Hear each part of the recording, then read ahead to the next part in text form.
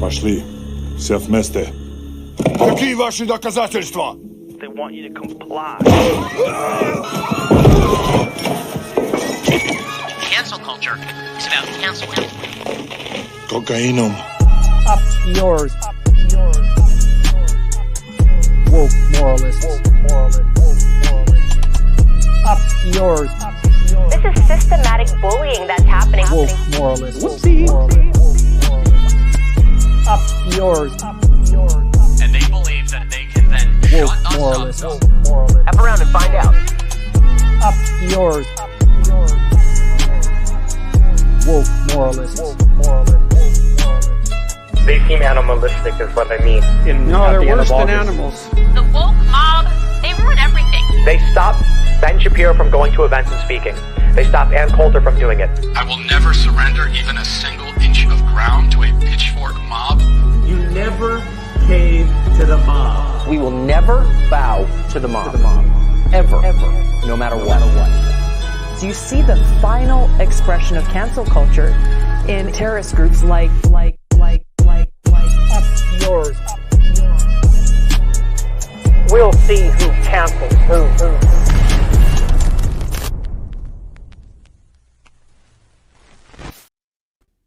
Hello! I'm back! Howdy, Matt's back. He's back and a believer in Elon Musk after attending CES and riding the Hyperloop, right? Right, I went to CES, I rode the Vegas Loop, I met with Linda Yaccarino and Elon Musk, we all became good friends, we had a few shots one night, got drunk together, it was a good time, we're all good buddies now. I believe the Leftist Mafia, just for one I believe in X's mission as the everything app. My paychecks from work are already being put directly into X's bank, and I will be doing all my banking through the everything app, yes. I'm really happy for you, Matt. Oh, nice. How much are they paying you for this? I got monetized on Twitter, so I'll be making approximately $6.50 every 2 weeks. $6.50, that is. Okay. And not bad. Wow, pretty good. Just like I did. Out of all those things that I said, the one thing that is true is I did ride on the Vegas Loop, and it is pretty pointless. I mean, I spoke about it on my own stream the other day, and like, all right. So I think people have to understand what it is. Basically, the Las Vegas Convention Center is this absolutely huge, multi-building like place.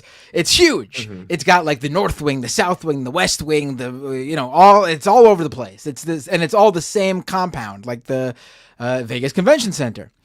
And the loop basically takes you to each one of those wings through that's it. Like it doesn't go throughout like the Vegas Strip or anything like that. So for the purpose of this very small space and being like sort of a gimmicky thing that you would use, I guess, at a convention center, it does its job. As far as when I used it, like I got to point A to point B in a very short amount of time. I mean, it's not because the Teslas were going super fast. It was because there's not much space to go between the two to point A and point B. It's like one side of the building to the other side of the very large building. So like, I guess for the purpose it serves, it's fine. Maybe it was quicker to build a tunnel with just one lane roads than it would have been to set up like a little underground monorail or subway system for this one building, this one giant building. But like, I can't possibly see it being like rolled out to like multi stations throughout a city. I can't do that. I spoke with one of the drivers, and again, there are drivers. Oh, I was going to ask you, like, is it just the Tesla car? Like, it's just the Tesla car. There's 92 cars, I believe the guy said, in the whole loop system. Each one has a driver. They technically can go up to 40 miles per hour in the tunnels, but they're told, at least for this event, not to go more than 30 miles per hour. I'm pretty sure I go through the Lincoln Tunnel or the Holland Tunnel here in New York City much quicker than 40 miles per hour. I mean, It was fine for its very specific purpose in a very small space at a convention center. I cannot possibly see it being rolled, because look at it this way. If one of those 92 cars broke down in one of the tunnels, there's no getting to that station for as long as it takes to remove that car from the tunnel, because again, the tunnel has one singular lane. But there are RGB gamer lights in the tunnel. So let's go. There you go. Speaking of which, I loved the post that you, or the picture that you took rather, of the Razer car with gaming desktops. I watched a couple of videos on CES, and it seems like just so much of this tech is really pointless. Like, I get that not all of this is going to come to consumers, but like there were so many things that just had me wondering why. For example, there was the TV that you could see through. I just can't imagine what the point of that would be. There was a bunch of different robots, like kind of like a Roomba, but like different kinds that like one can go and project things onto the wall and it could be a touchscreen. But it's like, but why would you need this? Just pull out your phone. Like, I don't know. What was your takeaway overall from it? Because it seemed really pointless based on what I saw anyways. Right. So I like going to CES. Well, at least last year was my first time attending, and I liked going to it to be a hater. Last year was all about Web3 and the blockchain, and metaverse was a huge thing at last year's CES. All that stuff was nearly completely entirely absent at CES. Now, CES is huge. Wild. I didn't get to every single place on the floor. It spans like 10 or 12 different subsections throughout multiple different buildings. It's at the convention center. It's at the convention center within one of the Venetian, one of the hotels. It's big. But from what I saw no metaverse. I saw maybe one or two blockchain things that had nothing to do with crypto speculation. I saw no Web3. I would say the big trends this year were like AR, like wearables, like AR headsets and stuff like that, and AI. But with that said, it wasn't like the pointless, ridiculous stuff we see where like, oh, everyone's using like ChatGPT and it's all about AI writing tools, like, and, you know, replacing artists with AI, stealing, established artists' work and then just creating these ugly AI images with 20 fingers. It was like actual like things that you can see being used for real utility purposes, like accessibility things, or one of the big things I saw, because a number of companies were doing this, real-time auto translation. So if, like, say you're on vacation in a country where they speak Spanish or Japanese or Chinese, like you hear the auto translation of the person speaking to you in English in like the wearable you were like that's useful. Yeah. That's crazy. So like Babel this fish. year it was kind of like, yeah, there's the stuff that you'll never see, the stuff that's kind of silly, but like nothing was harmful. Nothing was grifting. Nothing was, at least what I saw. So it was totally different CES. The AI hype you see online was not there. Metaverse and Web3 and blockchain, as it pertains to CES, is dead, at least for now. So, Can I ask why?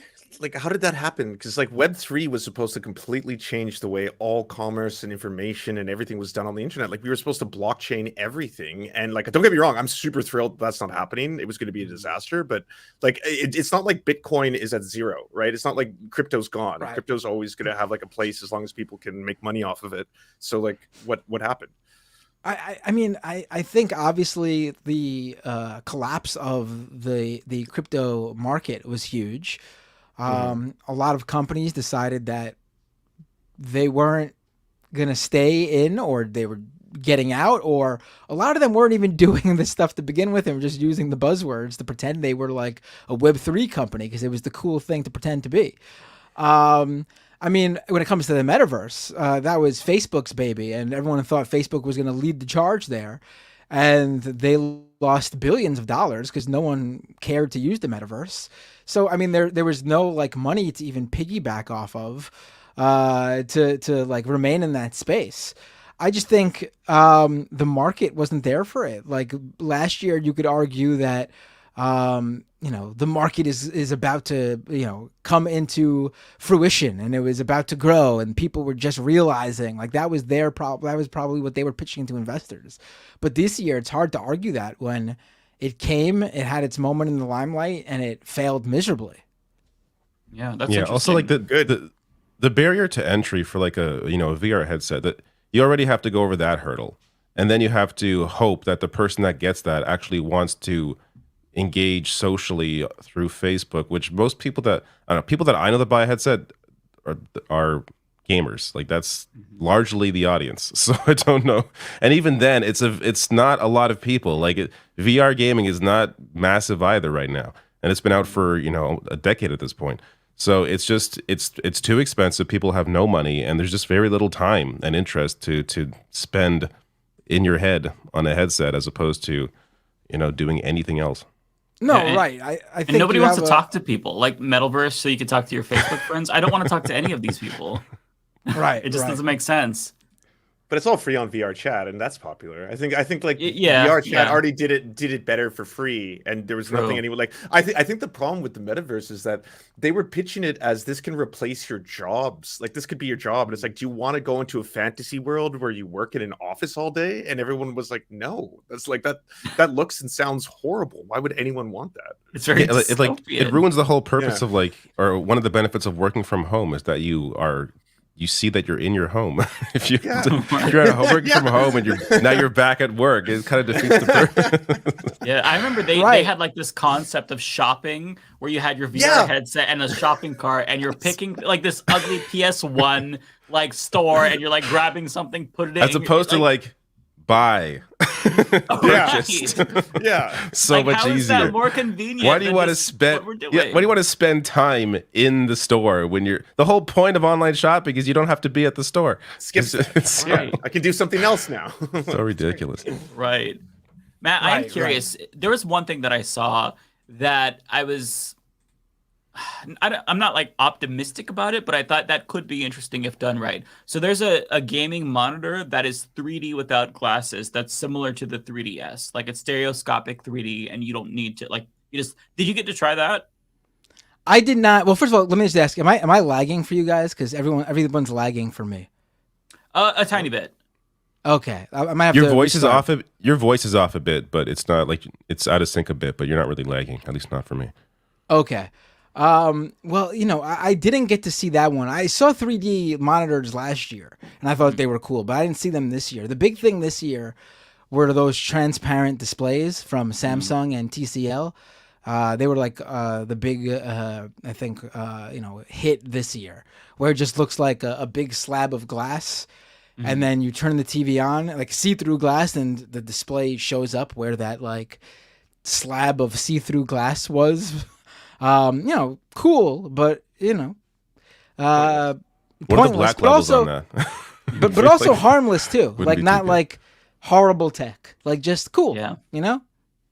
It's okay. That's mid, but it's not gonna bring about the destruction of jobs or do anything too negative. I like that. I like the cautious optimism there. Right. Rebecca, how's it going? Sorry, y'all. Had my Alexa playing. But how are you guys doing? Sorry, I'm just popping in. Oh, nice. You replaced Binder. Upgrade. Yeah, we were just getting an update with with his trip to CES, but now that you're here, we don't need him. We kicked him out. All right, where'd he go? Look, he got mad. Oh no, I just wanted to reset to see if that fixed. Is my voice still off, or is it? It looks better now. It looks better. Okay. Yeah. Cool. Yeah. Yeah. So I mean, it was a good time. It was a good time. Nice. How was your week, Rebecca? Oh, it was how was my week?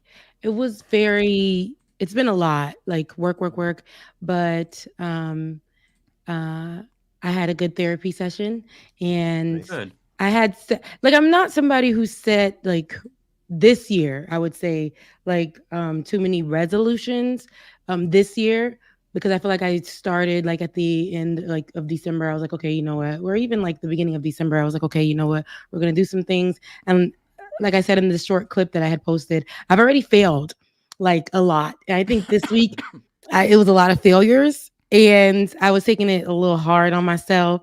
So it was kind of hard, but then I was really like speaking like words of affirmation in those times. Not like I would say in a corny way, but I was more so like, okay, I'm thankful for what I have. I'm thankful for this. Every time something was going wrong, I would just find something to be thankful for. And that was helpful for me to get through the week. So it wasn't bad. I just had to navigate through some issues during the week, but it was all right. Nice. No resolution is going to be perfect. That's one thing to keep in mind. Yeah. I think we all, there's like even statistics about this. Like one of the most popular resolutions is like fitness and gym, and people usually stop altogether within like 2 weeks, I think it is. So, but sometimes people don't. Like I had a New Year's resolution last year to lose weight and go to the gym, and I stopped, but then started again, and then I met my goal. So, it's sometimes you just fuck up, but it's okay. Yeah, and that's fine. Like I said, you could mess up a million times, but you gotta be, because I mean, I'd be like, okay, I'm not gonna do this, I'm not gonna do that. Like I've been doing the dry January without necessarily, like I didn't know that was a thing until I went to the store, and now Target has like these champagne bottles. Like they have a section for it. Beer, but it's non-alcoholic. Champagne, non-alcoholic, like a whole section. I didn't even know that they catered to that. But I've been doing that, and that's been really good. Like just going through the month. Not that I'm like a drunk or anything, but I do love a good glass of wine. And on Fridays, I will go get me some Haitian rum and have that, like a little party after work in my home, and take my ass to sleep. But I've been doing that, and that's been really helpful navigating through like issues without feeling like I need a drink. I need a drink because it's been a day, it's been a week. So that's been good. And working out too hasn't been like sluggish. When I'm drinking, I know I'll be like fighting through it. I ain't gonna hold you. I fight through it. And because it's been so cold, I haven't been able to go hiking like I usually do. So I've been doing like inside or at the gym here. And I don't be wanting to get up. So like, but being sober, I'm like, okay, I'm awake, I'm not sluggish, so I get to just get up and do what I need to do and do work. So that's been helpful. But the non-alcohol, they have a lot of non-alcoholic, alcohol-looking drinks. So for January, it's a big thing with Gen Z. Gen Z apparently they're not as big on alcohol and drinking as like millennials were. Yeah. Oh, okay. We are. How do they survive? Yeah. How do they survive through life? Right. Prescription drugs, probably, or okay. Oh, that's fair. It's always something. Just trade one vice for another. Okay. Yeah, exactly. Just different substances, really. Interesting. But that's good. Generation Z gets it. I mean, alcohol has been. I think I started drinking more, and I'm blaming everything on the pandemic. Like at the beginning of the pandemic, we were having parties at home. Remember that we were having like parties on Zoom. Like I was meeting up with old college friends I ain't seen in like 10 years. And we're all online and having our like birthday parties or joining together, and everybody had drinks. I mean, the liquor store stayed open and they were making a lot of money, and I was drinking everything in it, like wine.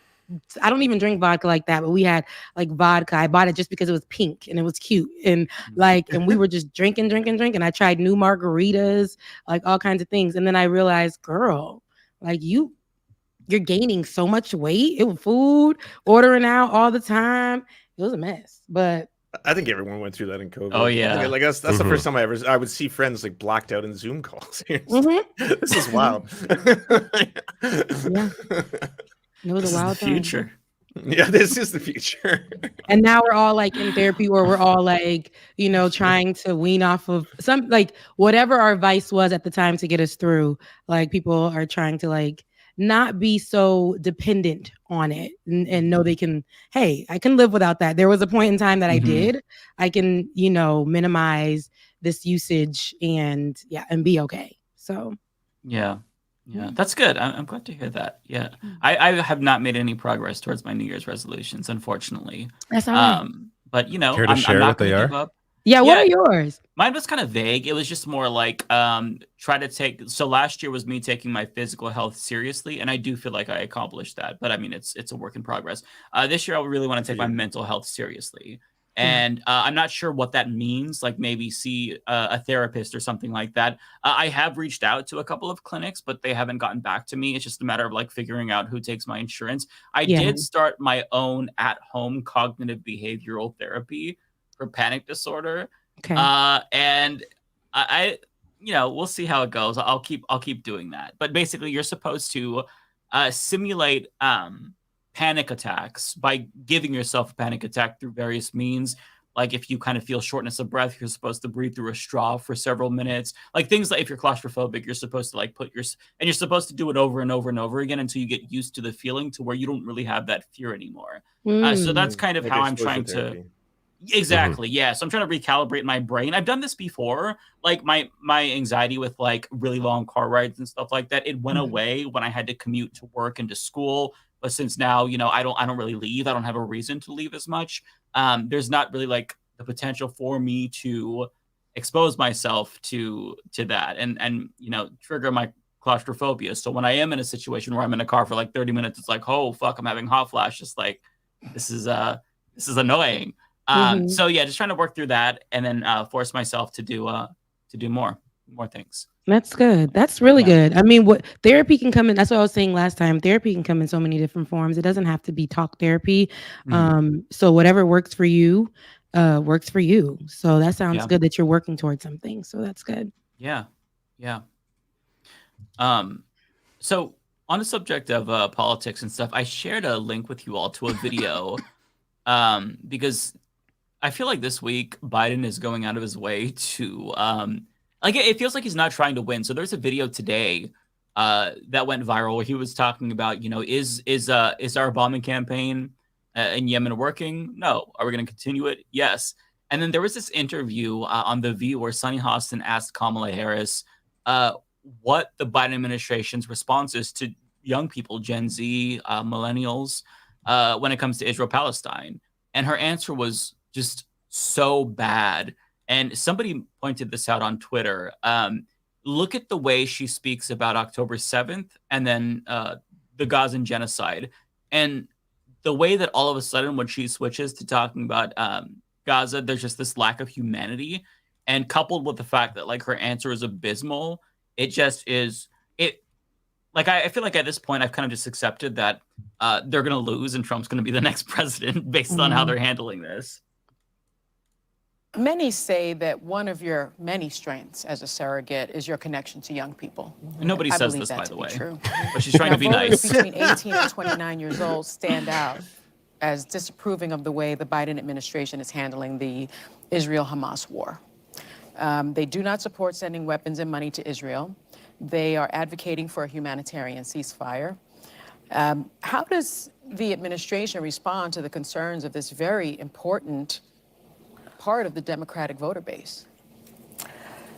So let's start with this. And you're right, Sonny. In fact, in the fall, I embarked on what I called a college tour and met with over 15,000 students across the country.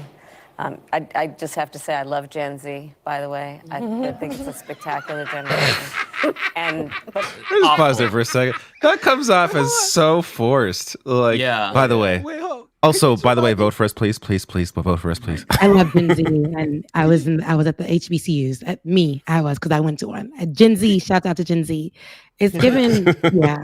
Could you rewind it really quick before we replay it? Just so I can hear. I want to hear what the question was again. Sure. Stop it. One of your many strengths as a surrogate is your connection to young people. I believe that to be true. Now, voters between 18 and 29 years old stand out as disapproving of the way the Biden administration is handling the Israel-Hamas war. They do not support sending weapons and money to Israel. They are advocating for a humanitarian ceasefire. How does the administration respond to the concerns of this very important part of the Democratic voter base? So let's start with this. And and you're right, Sonny. In fact, in the fall, I embarked on what I called a college tour and met with over 15,000 students across the country. I just have to say I love Gen Z, by the way. I think it's a spectacular generation. But all of that to say, you're absolutely right. Okay. I have talked with young people, many around the country, and I've heard them, I see them, and I understand. I understand. But I think it's important that while we understand where they're coming from, which I do, that we not lose sight of the context, which is, let's just go back to October 7th. We can't deny the significance of a vicious, brutal attack that caused the death of 1,200 innocent people, a lot of them young people who are just attending a concert. Yeah. Women who were brutally assaulted and raped. And again, as someone who spent a lot of my career focused on those kinds of crimes, the horror of it. And all of that to also then say, Israel has a right to defend itself. We would. And how it does matters. Hold on. Oh, the pause there, and then the way she was like, and how it does matters. Yeah. I mean, this is because this is let's not- say this there's is like not- a school shooter. Do you bomb the school to get the shooter? Because that's You what definitely Israel's bomb the doing to school. Gaza. No, you definitely bomb the school. This is what You bomb they- the town. Yeah, you bomb the town. Sorry, yeah, you bomb the entire town. How can you be Yes. sure until the whole town is gone? That's what you Yeah. do. Yeah. I love how right after being like Gen Z is cool, she says the most condescending thing ever. And you know, in case you didn't know, October 7th was bad. You Like- dumb As if Gen that's, by Zers. the way, she's like, right? by the way, I gotta add context here. October 7th. How about the 50 years prior to October? How about like the entire history? Right. How do you ignore all of that context? Yeah. The only context is the single terror attack that you're mentioning. Like it's so dishonest. How about yesterday? How about right now? With the Right. people who are that, like, how about you talking about October 7th? And I'm not like what we know here, especially here. We all talk about this all the time. Nobody should be dying. And you're wanting to point out this thing, the concert again, and make that a thing. But since then, how many more people died? Okay. Let's talk about that, what we've been seeing. But go ahead, keep playing it, because see, I'm gonna get deep. There have been far too many innocent Palestinians that have been killed. The president and I and many members of our administration have been very clear. The difference in I've been tone. on Yeah, over I right? think 14, 15 calls that the president has had with Bibi Netanyahu about Bibi, what your Israel good must friend. do to protect innocent civilians. We all want this to end as soon as possible. And how it ends matters. Yeah. Which includes that Israel must be secure, that there must be an equal measure of security for the Palestinians who are entitled to dignity and self-determination. The hostages must be freed. And since the first day, I have been very focused, in addition to all we just discussed, on the day after. I do believe we must be committed to an eventual two-state solution. Eventual. And we have articulated. And by the what way, that can you pause looks it really like, and quick? Today, just today, Netanyahu said, "From the river to the sea," unironically, Israel will control all of that.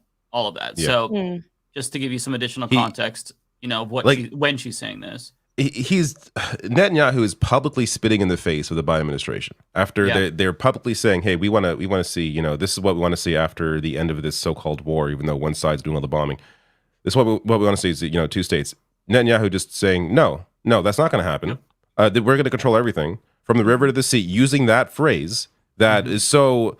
That has been so widely condemned when anyone on the left uses it in reaction or in response and trying to advocate for a single state solution with equal rights for everybody.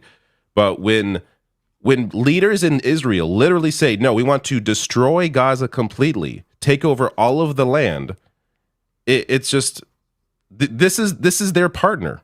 Netanyahu is their partner. That's the guy they're sending weapons to. That's the guy that Biden is ignoring Congress to continually fund.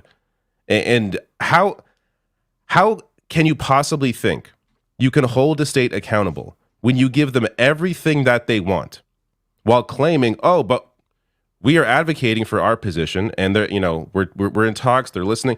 Why would they listen to anything you're saying if you already give them everything they want, regardless?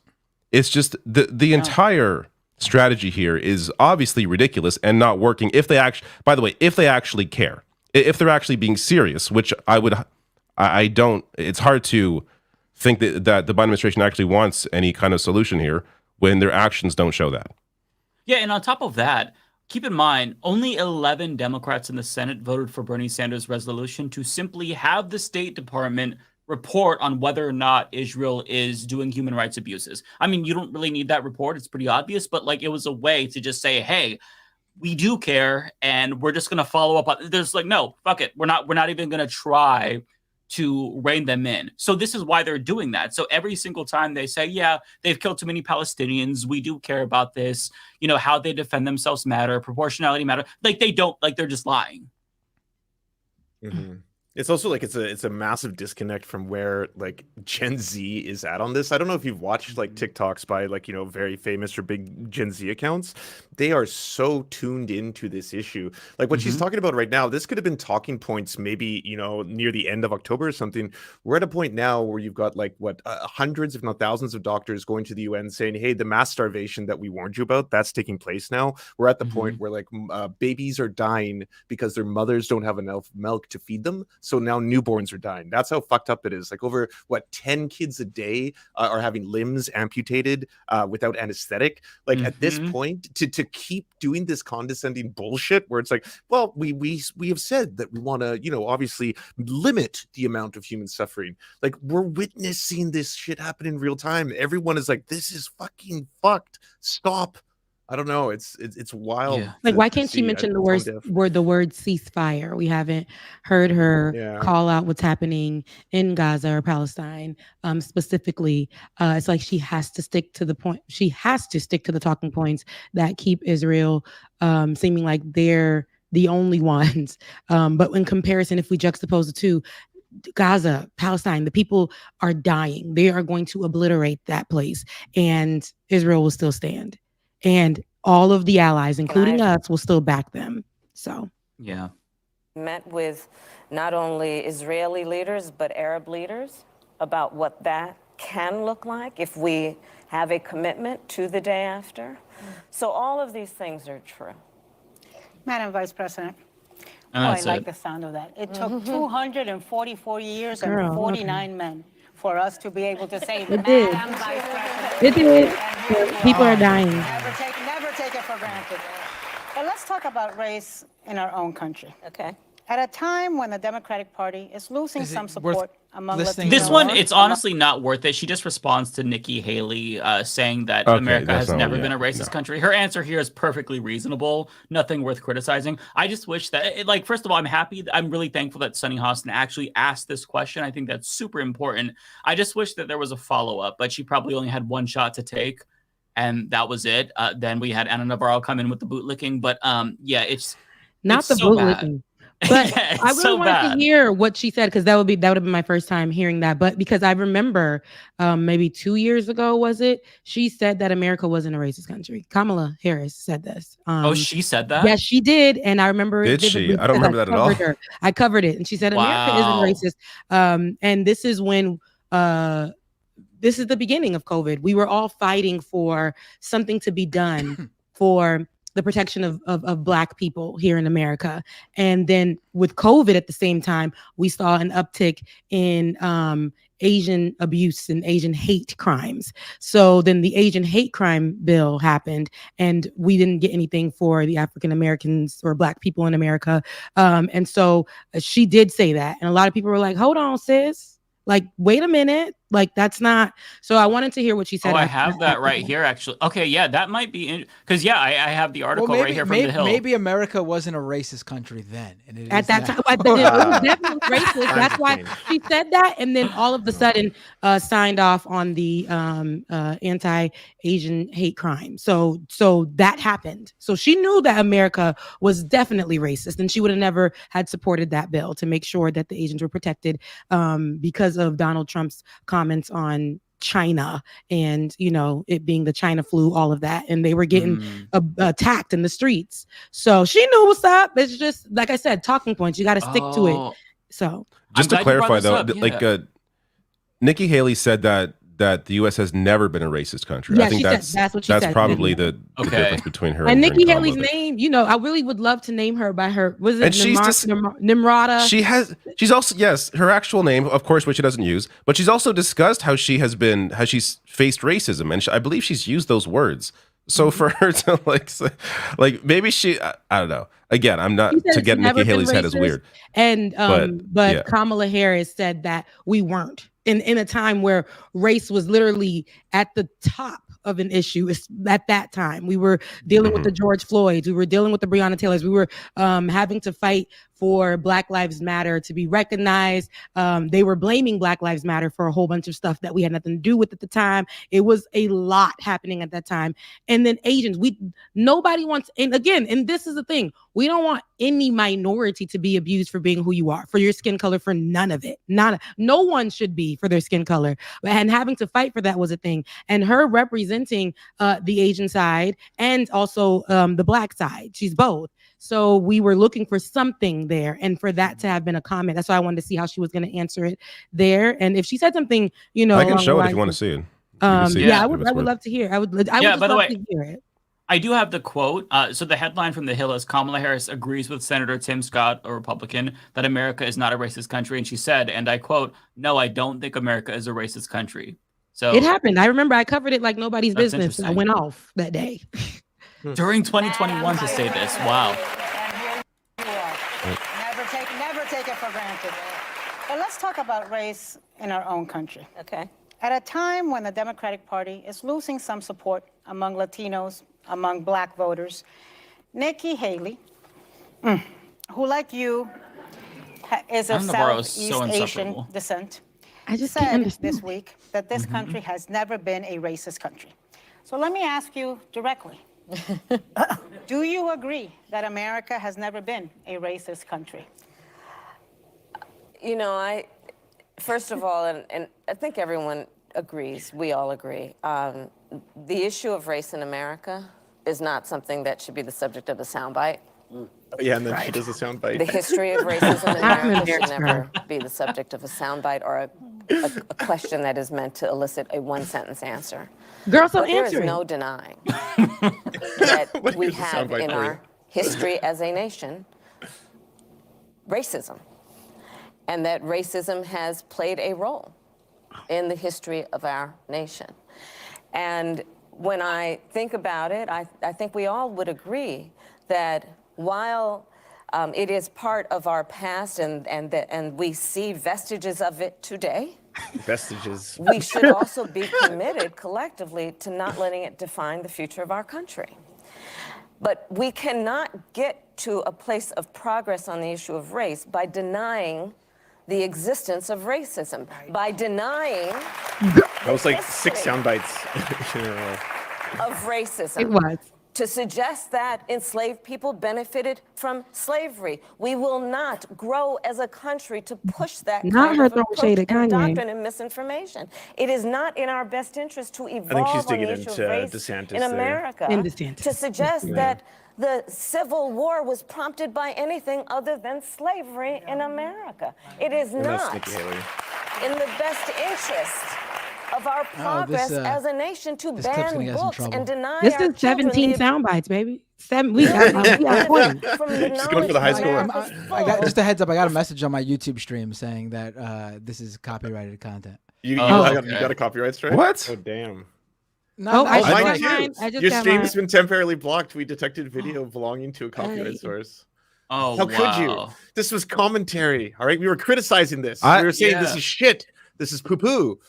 I have used The View many a time in my videos, especially when Meghan McCain was on The View. So what do you do when that happens? You log out and come back in? Right now. There's no video. Yeah, it's not. The stream is unavailable. No, mine's fine. Mine's up. Yeah, mine is too. Mine is unavailable. I've never had an issue. I've never had an issue with The View. I'll be back. My YouTube's down. My Twitch is up. Let me check. I'll be back. No, mine's fine. Well, send those super chats to National and Humanist Report. We're good. Rebecca, I still see yours. Let me see. I see Matt and Rebecca's. And David. I mean, yeah. it's up, but it says stream unavailable. Let me try to watch Let me see. Oh, yeah, okay. Oh, wow. No, it works. I clicked. Rebecca's Well, works, sorry, but mine Matt's- works. I'm not sure. Matt's is not working. It does say Wonderful. stream unavailable. Wonderful. Wow.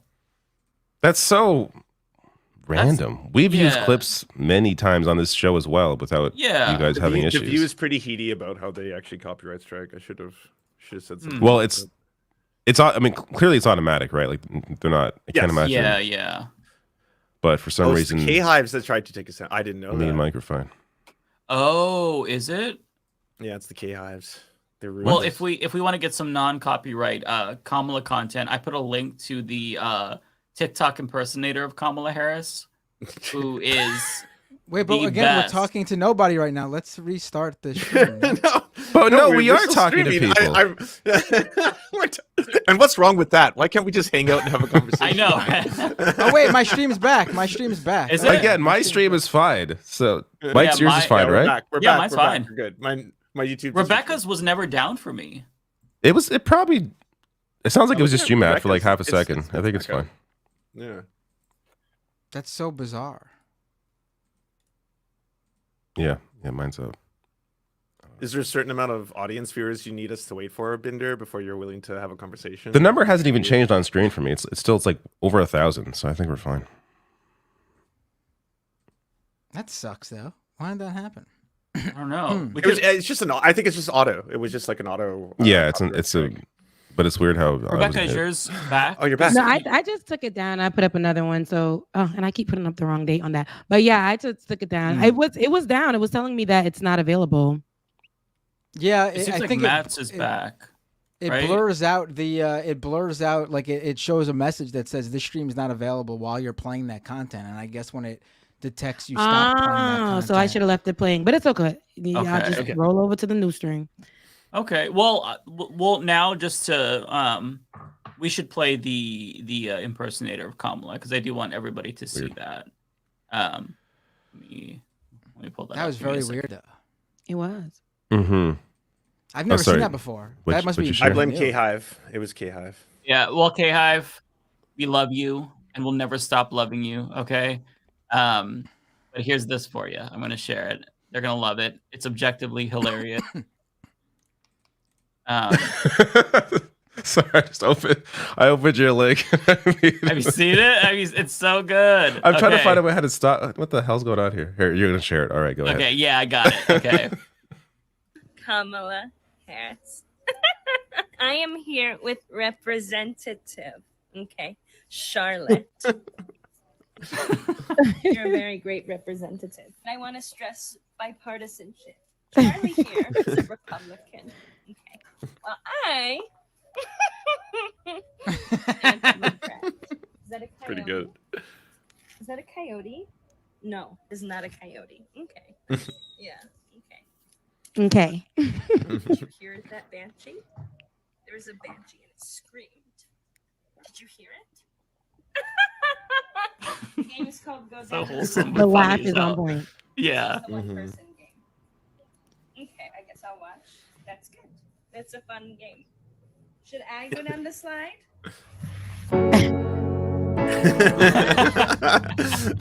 That wasn't as fun for me. Okay. I don't understand the allure. I just can't take her seriously. She sits on the show, and that was a good impersonation, by the way. Yeah, just very FYI, good. Alien Reese on TikTok. She's really, really funny. I need to get back on TikTok. Like I can't do the dancing no more. I mean, I can, but I ain't got time. But Kamala Harris, I haven't seen her in ages, and I know that they're making their moves, and she's outside again because they're campaigning and they're trying to pull their crowds, and they're trying to. They know the issue, the biggest one, and every time they go somewhere, they're going to sit down with people, and I don't like that they're going to use the fact that she is the first woman, Black Black Asian vice president type of thing. The administration is still doing wrong. So I need people to challenge her on that. I know the question that was asked by Sunny was a bit, it was I would say a challenging question at The View. But for her to answer the question and the questions and how she answered them lets me know there's no sincerity there. And I would have loved for her to name Palestine by name, Gaza by name, to just like acknowledge them as people who have been dying, been affected gravely by this war, by what's happening. But of course, that's not going to happen. And I think that's her interview at The View will hurt their campaign even more. Like you said, it's just like they want to lose almost. Yeah. But I don't think that she wants to go out with her name being attached to it when they do leave office. And so they're going to do this cleanup so that she's not so it's not like she never answered those questions. She's not a part of that history, but maybe you will be. That blood will be on your hands. I just don't like that this is how I know that she has to stick to the script, and that's what we're getting. But we're listening and we're seeing that. And if you want to appeal to Generation Z, Gen Zers, this ain't gonna be the way because they tougher than millennials when it comes to that. That's stressing them out. Right, and the problem is it's such a non-answer. And I actually looked at some of the comments to that video, and The View's audience is very, very liberal. Like they are almost as blue MAGA as it gets. And almost all of the comments were saying that was such a terrible answer, and they're happy that Sunny had asked the question because it's like they kind of seemingly have their head in the sand, or they're just choosing to not even try to win over Gen Z, which honestly, at this point, it's a really cynical point of view, but it seems like they're just trying to not win over Gen Z. And there's this idea that maybe Biden is focused more on converting moderate Republicans as opposed to winning over Gen Z, which I mean, sure, you don't have to pick and choose, but just like he knows that moderate Republicans don't care about Palestine at all. And even a lot of moderate Democrats, a lot of liberals don't. It is a young people thing that in particular, an Arab American thing that he is struggling with. He is trying to win back Arab Americans, at least in a small way. He tried to set up a meeting with some Arab leaders in, I think, Michigan, but a lot of them were not even willing to talk to him.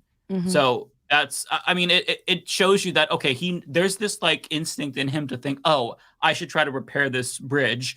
It's a little bit tone deaf to do that as you're still doing the genocide, but he at least he has the self-awareness to realize I should do this. When it comes to Gen Z, it's just like, fuck off. Like that's the sense. It's too little too late. Like, right. What are you talking about? They've been dying for a minute now. And a lot of people have been murdered. And you guys are still parading around as if there's no blood on your hands. You guys haven't aided in this. And that's problematic. And I think that when you're just not being sincere, when you guys are showing up and you want these old accolades for being the first and for attaching yourself to the first, and we're tired of it. Like I said, even when Barack Obama was president, it was beautiful. Like we went through that already. So, but when things were wrong and when things needed to be questioned, like we're going to do that too. Great to have you as president. Love you. Mean it. But now we got some other things to talk about. And Kamala, I haven't seen you since you sworn in, maybe 3 times, baby. Like, I don't understand. So this is a great time to start answering some questions and to show yourself, and this is the best time, because if y'all ain't going to win, baby, you shouldn't be going out like this. You just shouldn't be going out like this. But I understand she has to stick to the script. It's not going to work, though. That's the fucked up thing. Like, people aren't just going to turn this off. You're not going to forget this, especially like key demographics that you need to win in like swing states, Arab voters, Muslim voters, young people, people of color. They're not all suddenly just going to be like, oh, yeah, we're past that now. Yeah. I mean, it's not about canceling either. Like, this is beyond that. This is actually people understanding what leadership should look like, what we want our leadership to feel like. And if this is what we're going to have for Democrats, or, this ain't it. This is not what we want to sign up for just because you are the first woman and woman of color vice president. We made strides with that. We get that. We acknowledge that. But there's bigger fish to fry here. There's bigger things to have a conversation about. And where are you on the side of that? Yeah, and that's the thing. They try to gaslight us and make us feel like we're still making progress as a society because there is improvements when it comes to descriptive representation, right? We had the first Black president, now the first female president. Like, these are all objectively good things, I think, but it is not a substitute for actual policy. It's not a substitute for actually making progress, because the reason why descriptive representation in theory is supposed to matter is because that's going to get better substantive representation for these marginalized groups that were historically disrepresented and excluded. But that's not the case with these Democrats. And they do this to every single group. Like back in 2020, I remember after Pete Buttigieg tried to steal the fucking Iowa caucus from Bernie Sanders, there were these liberal ass celebrities like Billy Eichner who was saying, can we just all stop complaining? The first gay man maybe won the I'm like, shut the fuck up. Like, I don't give a shit what his identity is right now. He's not going to do shit for me when it comes to student debt. And shut the fuck up. Like, if somebody wins and they have the right policies and it's like, oh, they also happen to be gay. Okay, cool. Wow, we've really come far with regard to that. But like, it's not the end all be all. And to these neoliberal Democrats who don't actually have the policy substance, they kind of like over rely on that as a crutch where it's like, hey, I get that, you're mad about the genocide, but Biden has a bunch of gay people in his administration. Like, it's not the same thing. Like, they're so tone deaf and they're misreading the moment and they don't know how to talk to Gen Z. So it's just kind of like, whatever. It only means that gay people are electable, but not that gay people have equal rights. That's what that milestone basically means, right? Exactly. Yeah. And they want you to focus on that. Like, I get a gold star because I did this. And this means, I'm like, okay, that's great. But does that mean for my future when I decide to have children, or even for myself, what does that help with my housing costs? Does that help with me getting health insurance? Does that help with my education? All of these student loans that I have. What does me putting you in place look like for me and 4 years or 8 years or whatever in the future? That's what we start.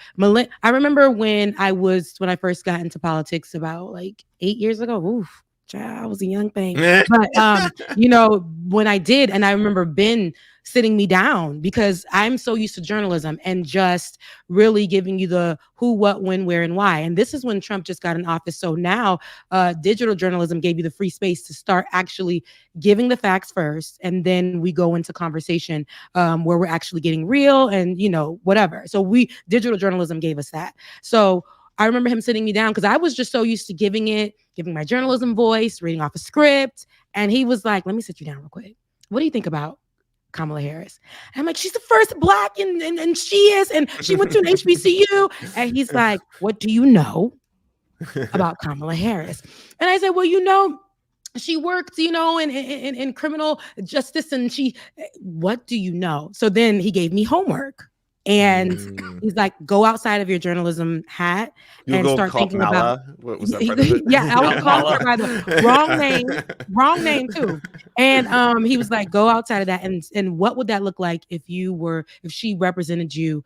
Know her history, and then come back to me. So he gave me and my two colleagues who were both journalists as well that homework. We came back like, oh, Kamala, because that's her name, because we was like Kamala, and he's like, no, get her name right first of all. So, and we were just like, oh my goodness, I don't think that, like, why would she? And he was like, okay, now let's have a conversation on if she was vice president, what that would look like. And so we would have these mock conversations. And then we started saying, okay, you know what? We can see it beyond this person being the first, because, we can see it beyond her being a woman. How does that help us? Does her being in office actually help women instead of just having conversations about what it would look like to help women? Where does she actually stand? What's her history? So, what would that look like if you were to have children and all of this stuff? So now that started to become something that I started looking at, because it can't just be, damn, she fly. Oh, she's strolling. Oh, she had her hair in a wrap. She used to wear bamboo earrings on the yard at an HBCU. I went to an HBCU. I wore door knockers as well. But I mean, like, where are we going with that? We were cute then, and it was great that she's part of our HBCU history, but what she has represented and a lot of things, like, it doesn't help. I can't say that her being Black vice president, but her standing beside genocide, just because she's Black, I'm not going to sit here and be like, but she's a sister. It doesn't work for me. We can't do that. It's like that comic, I don't know if you saw, and I can't remember who it's from, where it's like, it's these bombs getting dropped, and the people who are being bombed are like, wow, it's so nice to witness progress. It's the first woman who's bombing us. Like, it's just, yeah, you know, and that's not like, again, I don't want to like perpetuate this false equivalence between Democrats and Republicans. I don't want to make it seem like there's no difference between Biden and Trump. Obviously, our audience knows that. But like, it's just really frustrating how tone deaf and out of touch they are. Like, for all of this talk from Biden about how important democracy is, he needs to act like it and try to fucking win. Sorry, go ahead, Matt. No, I gotta interject there, and I think, you know, I agree for the most part on what you just said in terms of there being no difference between Democrats and you know, obviously there is. Right. On this particular issue, though. Oh, right, on this issue, yeah. I really don't think there is. Oh, in terms of at least actionable, you know, actions, I should say, that have occurred. You know, because. Sure, Trump might have, maybe Trump, if he was in charge right now, he would just let Netanyahu know outright, quite publicly, that he has full support. He would, you know, destroy Hamas, to do this, do what you got to do. And then Biden, the administration, basically says, you know, they're our allies, October 7th. We have reiterated our concerns about, but in terms of what's actually going on, there's no change. Because at the end of the day, the actual pressure being put on Israel is pretty much the same between either party, between either administration. I mean, I do think whenever the aftermath happens, I think there'll be a difference. I do think there will be pushback from Democrats if Israel tries to reoccupy Gaza and settle there, whereas the Trump administration would be gung-ho about letting them and helping them do it, actually. But in terms of like what the Palestinians are going through right now in Gaza, I'm sorry. You can wag your finger at Israel all you want. If the end result is still absolute mass casualties of innocent civilians and no recourse, no repercussions to Israel, it's the same between either a Biden administration or Trump administration. I'm sorry. Yeah, and again, like, I keep seeing this thing from liberals, not as much anymore, because I feel like the liberals are just like shutting up at this point, because how do you continue to defend the indefensible? But like, there's this idea, man, well, what can Biden do? He's expressed concerns. It's not just a matter of like Biden begrudgingly going along with this. Like, he's a willing participant. Like, I've talked about this before, but Trita Parsi has a really great article in The Nation. I've cited it like 3 or 4 times in my videos, where he explains how Reagan called up the Israeli prime minister when they were bombing Lebanon and demanded that they stopped, called it a Holocaust, and suspended cluster munitions. And within 20 minutes of that phone call, they stopped. Like, Biden has the leverage to do that, but he hasn't exercised that. He hasn't even entertained the notion that that's something he would consider. He bypassed Congress to give them more weapons, and he has his whole party behind him. I mean, again, only 11 Democrats voted to even have the State Department maybe kind of entertain whether or not they're doing human rights violations. So if Netanyahu sees this weak bullshit, why does he? There's no incentive for him to comply with the concerns expressed publicly by the Biden administration. And one of the Likud party members who's in the Knesset said this. Like, there's a clip shared by Trita Parsi actually on Twitter, and I can't remember which member of the Knesset said this, but it was basically something to the effect of, look, we have disagreements with the Biden administration, but there's been no ultimatums, so we're going to do what we want to do. I'm paraphrasing, but that's the extent of it. I have the clip in my recent video about this. So because there's no red lines drawn, because there's no ultimatums, there's no threats, they're doing what they want. Biden knows that he has leeway and leverage, but he's not using that because he wants this to continue. He agrees with the policy of Israel, despite him trying to placate us by saying, oh, we're concerned. It's a choice. I will say, though, from like, and this is something that Olay touched on in her video about voting, from the activist perspective, the Democratic Party is at least a party that you can protest. and potentially something, and you know, the administration may not change, but or at least not immediately, but there can be pressure put on a Democratic Party and members of that party that could potentially have an effect. Whereas a Republican Party in power, you're going to have, they don't give a shit at all. Like they'll step all over you as they'll arrest the protesters. So I'm not saying that anything will change. I'm not saying the administration will act in response to activists, but it is a different dynamic than he's the if weaker Republicans adversary. were in power. Yeah. Go South Africa. Yeah. That was a great video that you did, David, about South Africa. Oh yeah. That whole response to that really pissed me off. And I think we talked about this last week with John Fetterman, right? Where he was saying, you know, hey, maybe they should sit this one out. Yeah. I'm so sick of these people. By the way, on the subject of John Fetterman, I got triggered when I mentioned him. So I have to bring this up too. There are reports that he's writing a book called Unfettered about his mental health. And it's like, hang on a second. Okay.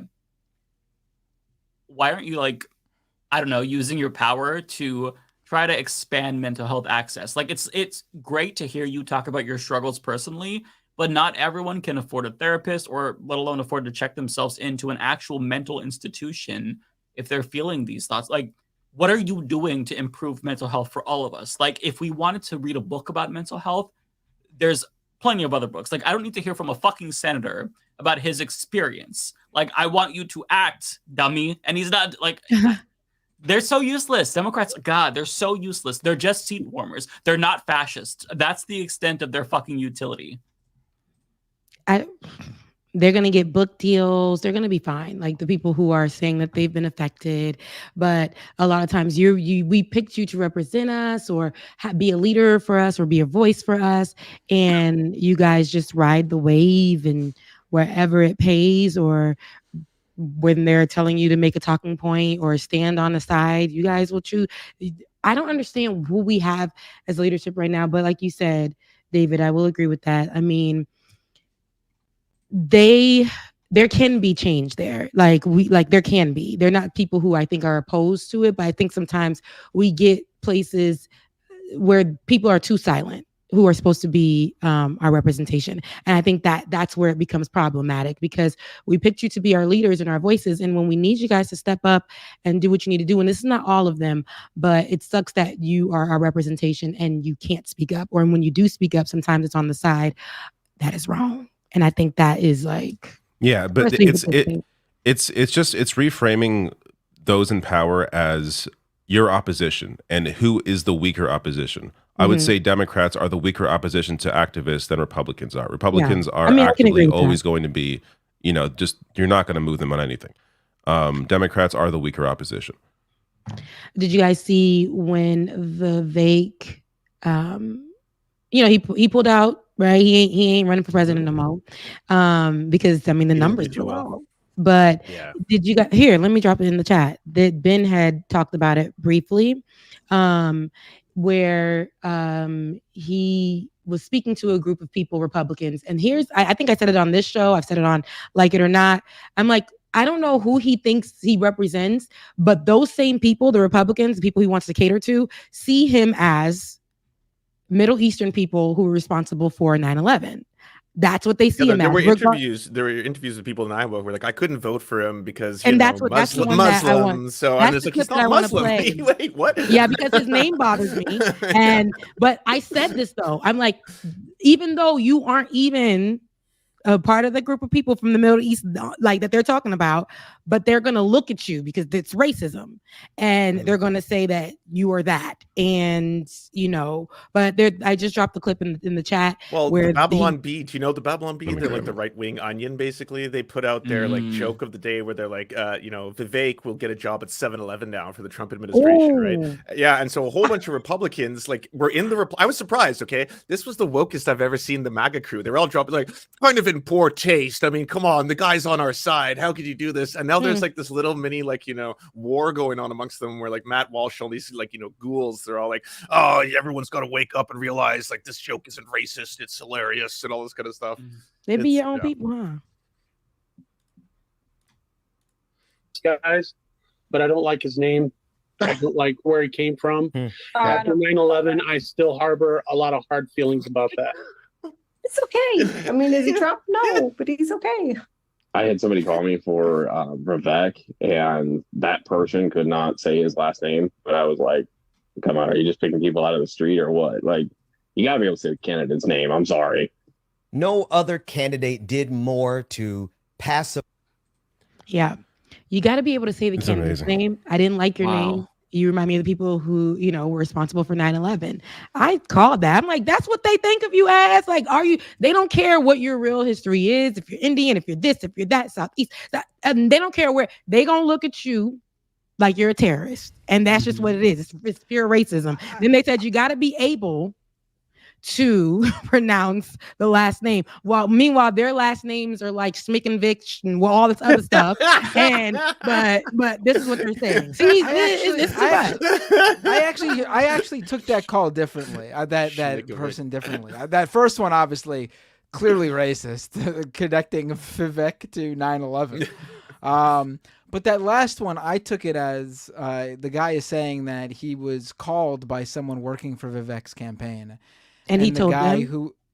The guy who was trying to convince him to vote for Vivek couldn't even pronounce his own candidate's name, meaning that the guy obviously was just like he wasn't actually really for this candidate. Okay. Mm-hmm. Like that's how I took it. Like, I see. You know, if you're advocating for someone and you're working for them, then I assume you should be able to pronounce their name correctly. But they don't care to do so. You can look. We knew when we were watching, like how they treated him, in the debates after the first one, after the first 5 minutes when he came in a little strong, and then it was just like they're like, yeah, no, not this terrorist. Like they were giving the vibes, and then the next time we seen him again, it was hardly even any hand clapping or woo, it was hardly that for him. He knew what it was. Him looking the way he does, his name, and they don't see him as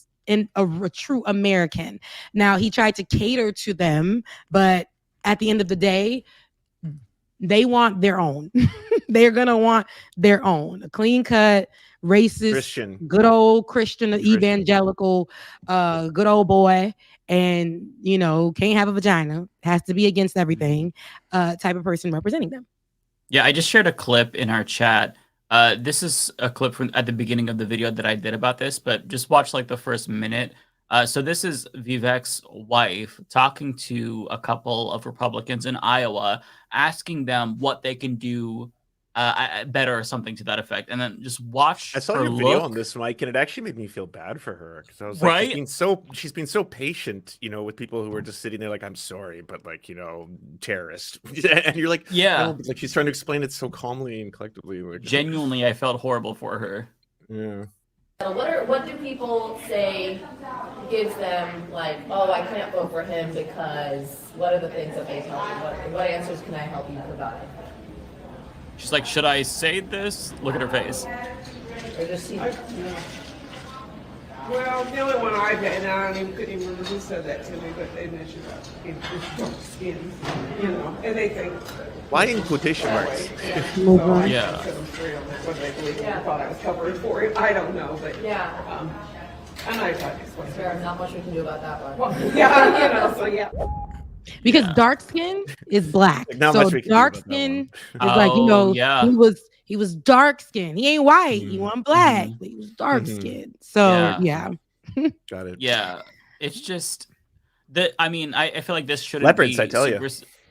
Right. I mean, they're too racist to vote for Vivek. And it's so sad that, he went out of his way to reinforce their white supremacy by talking about the Great Replacement conspiracy theory, thinking, man, they're gonna see me as one of them. I can show them my humanity if I convince them that I too agree with the white supremacist bullshit.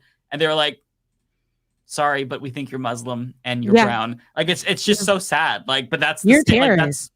You're related to the people that are responsible for 9/11. That's you. And he's not even close. See, this is how dumb that base is. No research, no nothing. And they just go off of skin color, the visual. And I mean, aside from that, he was not. Come on, to me, he wasn't qualified. I thought he was going to come with something, very much something, but he gave very much nothing. So other than that, though, that base would have never. They would have never chosen him. He was at the bottom with Nimrata. Yeah, he was basically a proxy for Trump, who didn't want to participate in the debates. Right? He was the Trump surrogate, the Trump bootlicker. And as soon as Trump attacked him, it's so weird seeing somebody like campaign against the person that they are expressing their love for so much. Like, Trump is the greatest president we've ever had, and I'm also running against him for some reason. He wanted to be the Barack Obama for them. He wanted to be the young man of color for their side, and he was doing when he spoke, he wanted to speak with that fervor and that youngness, but then it was like the confidence. But baby, they wore him out in minute 2. And it was just his little hair, it was the sweat on his forehead. It was just like, give up now, baby, because they're about to drag you. And they did. Yeah. Does he not look like Butthead from Beavis and Butthead? He does. Jimmy Neutron. That's what I get. And that too. Oh, right. You said that before. Yeah. That's better even. Yeah. Yeah. It's terrible. Oh Matt Gaetz will forever be Butthead. Oh. Yeah, Matt Gaetz. And the perfect. Whovillian from The Grinch. It's Whovillian, right? Did I say that right? From Whoville. You all know what I'm talking about. Cindy Lou Who's relative. They're called Whovillians? I'm not sure, but I know that would make sense. I just didn't think about that. Yeah. Whovillians. I could be wrong, which is why I kind of Matt Gaetz looks just like him. He looks like a combination of Cindy Lou Who, like a relative, a descendant, so Butthead, and a pedophile. Excuse me, a PDF file. God damn it! Now we're off YouTube for good. God damn it. I tried, and I couldn't censor myself quick enough. No, a you can PDF call someone file. a pedophile. You could still call someone a pedophile on YouTube. You just can't use copyrighted content. Yeah. Well, disclaimer: I'm not saying he's a pedophile. I'm saying he looks like one, just for just for legal reasons. Well, just in case, let's use PDF files. Right. PDF files. Some people look like Word documents. Others look like PDF files. Somebody said Peter file. That sounds. It's just like what. Yeah. Yeah. Was there any good news that happened this week? Because I'm kind of a picking up, maybe a cute dog story. Like, do we have anything, people? There was a good story. I think the Emmys happened, and Quinta Brunson was one of Lily Gladstone became the first Indigenous woman ever to win the Golden Globe for Best Actress in a major motion picture. That's huge. For Killers of the Flower Moon. It was a pretty incredible moment. She spoke in Blackfeet, which is the language of Blackfoot peoples. It was the first time it was ever on national television, which is also historic. So that was pretty incredible. And she looks like she may be poised to win the Oscar for best performance in by a woman in a motion picture. Even though I know that she is Two-Spirit, she goes by she, her, and they, them. But that's awesome. That's great. And I also think that award shows are just rich liberals giving each other gold. So I'm not here to talk about how great the Oscars are and how they're changing the world, but it is cool to see that, especially amongst the Indigenous community. Everyone was very happy. I didn't know that she was Two-Spirit too. That's cool. So she's breaking some glass ceilings. Nice. So with that, Quinta Brunson, who has the show Abbott Family. That's her show. Not Abbott Family, Abbott Elementary. Abbott Elementary. Quinta Great show, Brunson, by the way, really funny. She took great show. It's coming back. Quinta Brunson, she took home an Emmy earlier this week for the Best Actress in Comedy series, right? And that made her the first Black actress to win the category since 1981, y'all. When the Jefferson star Isabel Sanford won it then. So, and she won for her performance, of course, in her sitcom. And that's the one that she actually created. And I love her history because maybe like a little bit over 10 years ago, she was doing Vine, and maybe it was Vine at the time, and she went viral on social media for doing the McDonald's where the man is ordering and he ordering a large with the fries, and she's on the side and she's just like, a large, like, okay. That was her? That was her. I didn't know that. Oh, that's wild. Yes. And so from that to where she is now, where she has her own show that she created on ABC. okay?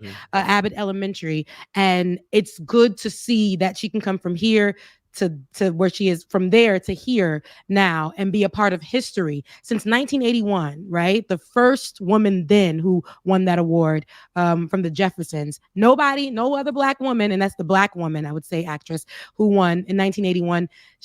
Now she's the second, and she's the first since then. So it sucks that it took that long, and it sucks that there's only two, but she's making history. So just from her making that Vine video to where she is now with her own show and winning awards, it's a beautiful thing to see. I didn't know she was a Vine. I think it was also at the Emmys. Ayo Edebiri, she also won, becoming the third, I believe, Black woman ever to win in her category for The Bear.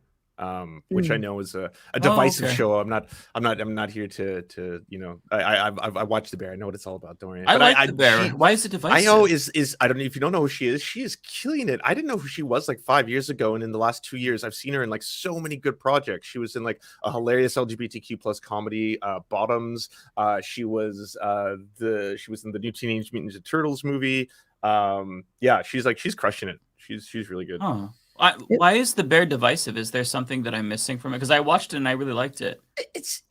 I don't think it's a bad show. I just think some people are obsessed with it to the point of like, to me, it's stress porn. It's just like, you want to watch a bunch of people. Yeah. I've worked in a restaurant, so I've worked as a dishwasher. I've worked at a lot of different. I know how stressful restaurant jobs are, but just watching that like for an hour or 30 minutes or an hour, however long it is, for like an entire season, and it's just like, it's nonstop stress porn. It's like, this is fucked up and stressful. This is fucked up and stressful. It's like, this is what it was like. This is what like working in a restaurant is like. They capture it well. Yeah, and the acting is really great too. So what do you guys think about these award shows not having hosts? I know the Emmys didn't have a host, I believe. And because they tried, they couldn't find one apparently. And a lot of people were just like, nah, it's like now it's becoming like a death rattle. Because you either like, you have to go so hard that you get alienated. I could host that shit. Or... They should hire me. I'll host that you might shit. Clap hosting an award show. You just never know. Now, it's just unnecessary. It's unnecessary. You don't need a host. Who cares?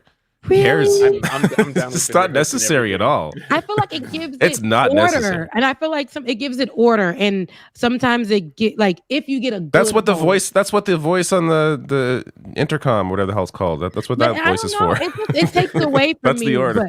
But the hosts have been so sucky that they haven't been able to I think that the hosts have been trash, so they haven't been able to find a good host that can bring order, laughter, some entertainment or something like that. They haven't been able to do it, so they've just been going hostless, and it just to me be looking. It's just always so cringy. I'm just like, all right, I don't need to hear.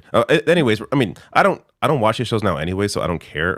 But I just feel like the host was never really a driver for me. It was more like, I want to see if this person wins. Which, by the way, it's worth mentioning. On a downer note, Better Call Saul didn't win shit again. They set a record for the most nominations without winning an award, without winning an Emmy. Show an award, okay? Same with The Wire, okay? You're a good company. It's Always Sunny in Philadelphia. The Wire was a lot of great at the very shows least, never though, won a single one. At the very least, The Wire was like completely ignored. It got like one nomination for writing once, but Better Call Saul got like 52 nominations over its lifetime. It's an amazing fucking show. I would almost say it's better than Breaking Bad. Hey, watch it now. What is the show? You know what? I think it's better than Breaking Bad. David, same creator, same world. I think it's better than Breaking Bad. But it's amazing. It didn't. No, what's the show called? What's the show name? Better Call Saul. Better watch Breaking Bad first if you. But you kind of need to watch Breaking Bad first to watch Better Call Saul. I'm behind because I don't even know what it is. It's good. It's both shows are really, really good. Yeah. So has anyone... Binder, are you going to volunteer? Because your chat right now is like Binder's going to ask for all the super chats in the middle of hosting the Oscar. Hell yeah! Let's hope at that point you're being paid properly. I'd easily clear what $200 on national television, right? I would imagine so. I'd send you $1. I would love it. I think it's pretty funny. So if the Emmys or the Ask, whatever would hire me, if they let me plug my Patreon or mention super chats, they wouldn't have to pay me. I would just they could do cost free for them. Right, because they're gonna pay. They're gonna be like, just go ahead. We're gonna definitely give our money to Bender, and that's it. Oh, so. I would kill it as host of one of those I know shows. You would. I'd be so good. I would do terrible. So I would it's, butcher all of the feel like names. I feel like you have to try really hard actually to be bad at one of those shows. Like no, that's not there's true. So much. I feel like there's people so much are material bad right there in that room. No, and people that's are so the problem, bad. Though. They'll go for I think what show was it where the guy was making jokes about Taylor Swift. I don't remember which one because I don't remember. That was like the award show before the Emmy. Wasn't it Emmys? Wasn't that just recently? It was just recently. There were like 3 award that was, shows. what's his name? But that's because it was a bad Joy joke, Coy? not because he went after Taylor Swift. You could easily. Yeah, it's a stand-up. Did we just lose Rebecca? Yeah, no, I'm here. Let me change my battery. Okay, you can easily be Coy, funny going after anyone in that room. You just have to. The important part though is being funny. What's that? What's the name of that comedian that completely bombed? His material sucked. Joe Coy. It I have wasn't not good. seen this yet. It wasn't good. Yeah, it was no, so I bad. thankfully didn't watch And it then he because it did- sounded and embarrassing. then- and then he Yeah, that's what I heard really too. put the nail in the coffin by throwing the writers under the bus and claiming and saying, "Oh, I didn't write that joke. Don't blame." It's like, what are you doing, man? Like, it was just bad. Why do you have to have people write jokes for you if you're a fucking comedian? Well, to be fair, all these hard shows for they all these have TV writers. shows. They have Yeah. writers. But I mean, also though, it's the delivery too. Like his delivery is really is not really that great, honestly. He has a really weird delivery style. It's just very awkward and not awkward in a like Mitch Hedberg kind of like funny way. It's just not for him. Like I've watched his stand up and he has some good stand up. That's not his venue. Like he should not be hosting award shows. That's not his thing. Like it's just not his format. I guess for each award show they have like a host that caters to it, whatever for the night, yada yada. But I feel like the last when there were hosts, they weren't doing right. So they were like, okay, we need to recalibrate, figure out this hosting thing again, because people are just coming on here and embarrassing us. And it's not right. So we're going to try to work that out. I feel like for different shows, somebody talking about the Crunchyroll. I never heard about the Crunchyroll. I never heard about that. I don't even know what that is. But they said Meg Thee Stallion is going to be hosting that. Never seen Meg Thee Stallion as a host. Wait, is that like Crunchyroll the anime? That's it's anime, it's like the an anime Netflix. Yeah. Yes, it is an anime thing. You're right. So okay, yeah. Is there an award show for anime? Meg Thee Stallion, a female rapper, is going to be hosted. Yeah, Meg Thee Stallion, the Stallion. Really? She's gonna be hosting that. I don't know what that would look like. I might have to watch. I don't watch anime, but I think they want. I don't know, but she may be really good at it. I'm not sure. She could be funny. I would be. I'm watching Serial Experiments Lane. That's what I'm watching. If she rips into like the very weeds for 3 hours, that would be hilarious. On those niche award shows though, usually the hosts are just like fans, like celebrity fans of whatever that specific award show is about. They don't necessarily have to be funny. People in all the chats are saying she's a big fan of anime. She's a massive weeb. I didn't know that. I love her even more. I didn't know that. Okay. Yeah, so there we go. She's the voice of a generation. Love her. Yeah. Oh, I listen. My knees are still good because she got me practicing. So we gotta give love to Meg Thee Stallion. So yeah, I think that would be good. I would watch it just for her. Like I'm not a diehard anime person. I know anime some, but I would watch it just to see how she would do. And yeah, I think don't lie about being don't have stolen valor for being an anime fan on the internet. I've tried it. You get buried, never. I would never do it. I don't know my shit, right? I'm always like Hunter times Hunter X, and all these people are like, no, Lance, that's not what it's called. Hunter, holy fuck! Like they get I can't mad. do it. I can't lie like that. Hunter times Hunter is Hunter. Yeah, I know. I like football. Sitting I like football, and I'm sitting with the guy watching it, and he's asking me to name a play, and I'm like, I don't know that, so I'm not gonna sit here and play like I know this. I don't know anything that's happening on the screen right now. Like I really don't. So I can't play like that. Oh yeah, when it comes to sport, it's so funny. So when I was like a teenager, I bought like a jersey because I thought it was cute, and I wore it to work when it was like we didn't have to wear uniforms. It was like Halloween, so I was like, well, I'm just gonna dress casually. And some dude's like, hey, do you see them? Their last play. Just start talking about sports. I'm like, I don't know what language you're speaking in. I'm just wearing this because I like it. What was the jersey? I don't remember. It's just some. Well, you don't remember? It was just cute. It was a football jersey. I don't remember what one. It was probably like an Oregon one. Oh yeah, you can never wear sports things outside, and I learned that the hard fucking without way. knowing anything about what you're wearing. You will be engaged.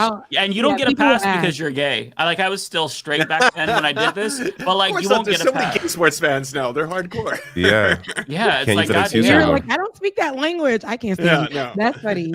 Like, okay, you want to act like an expert? We'll talk about video games then on my turf, bitch, and then we'll see how well you do. Okay. Yeah, that's true. Like, let's talk about something that I'm into. But that's like with the kids when we were talking about that, where how the kids had like all the Generation Z kids are wearing T-shirts with a whole bunch of bands on there from like the 90s, the 80s, early 2000s, and then you ask them who that is on their shirt, and they can't tell you. They're just wearing it. That's funny, yeah, because it's in fashion, but they can't tell you about it. So yeah, I actually think that's kind of cute.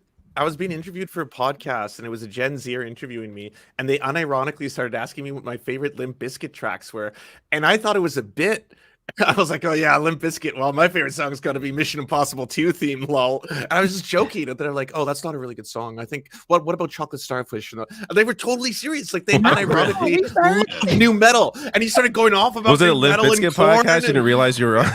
No, it was politics. It was a politics podcast, and it took me such a long time. Why did that come up? New metal is in. Like, that kids is so love funny. new metal. I was like, I had no idea. I was like, I actually know a lot about new metal. Sure, y'all talk about Korn for a while. I love that. I love the ones that are doing their research. I need you to do your research before you talk to me about any R&B, any neo soul, any of that. Because if you're gonna be like, oh my God, did you hear the new neo soul track by Cali? Did you hear the new neo soul track by Summer Walker, who I like, of course? Like, did you hear? Girl, that's not neo soul. They call that alternative R&B. Like, let's not do that, okay? Neo soul. I've never even heard of. What the hell? Yeah, God. neo soul is like Maxwell and those. That's neo soul. Yeah. That was back then, Erykah okay. Badu.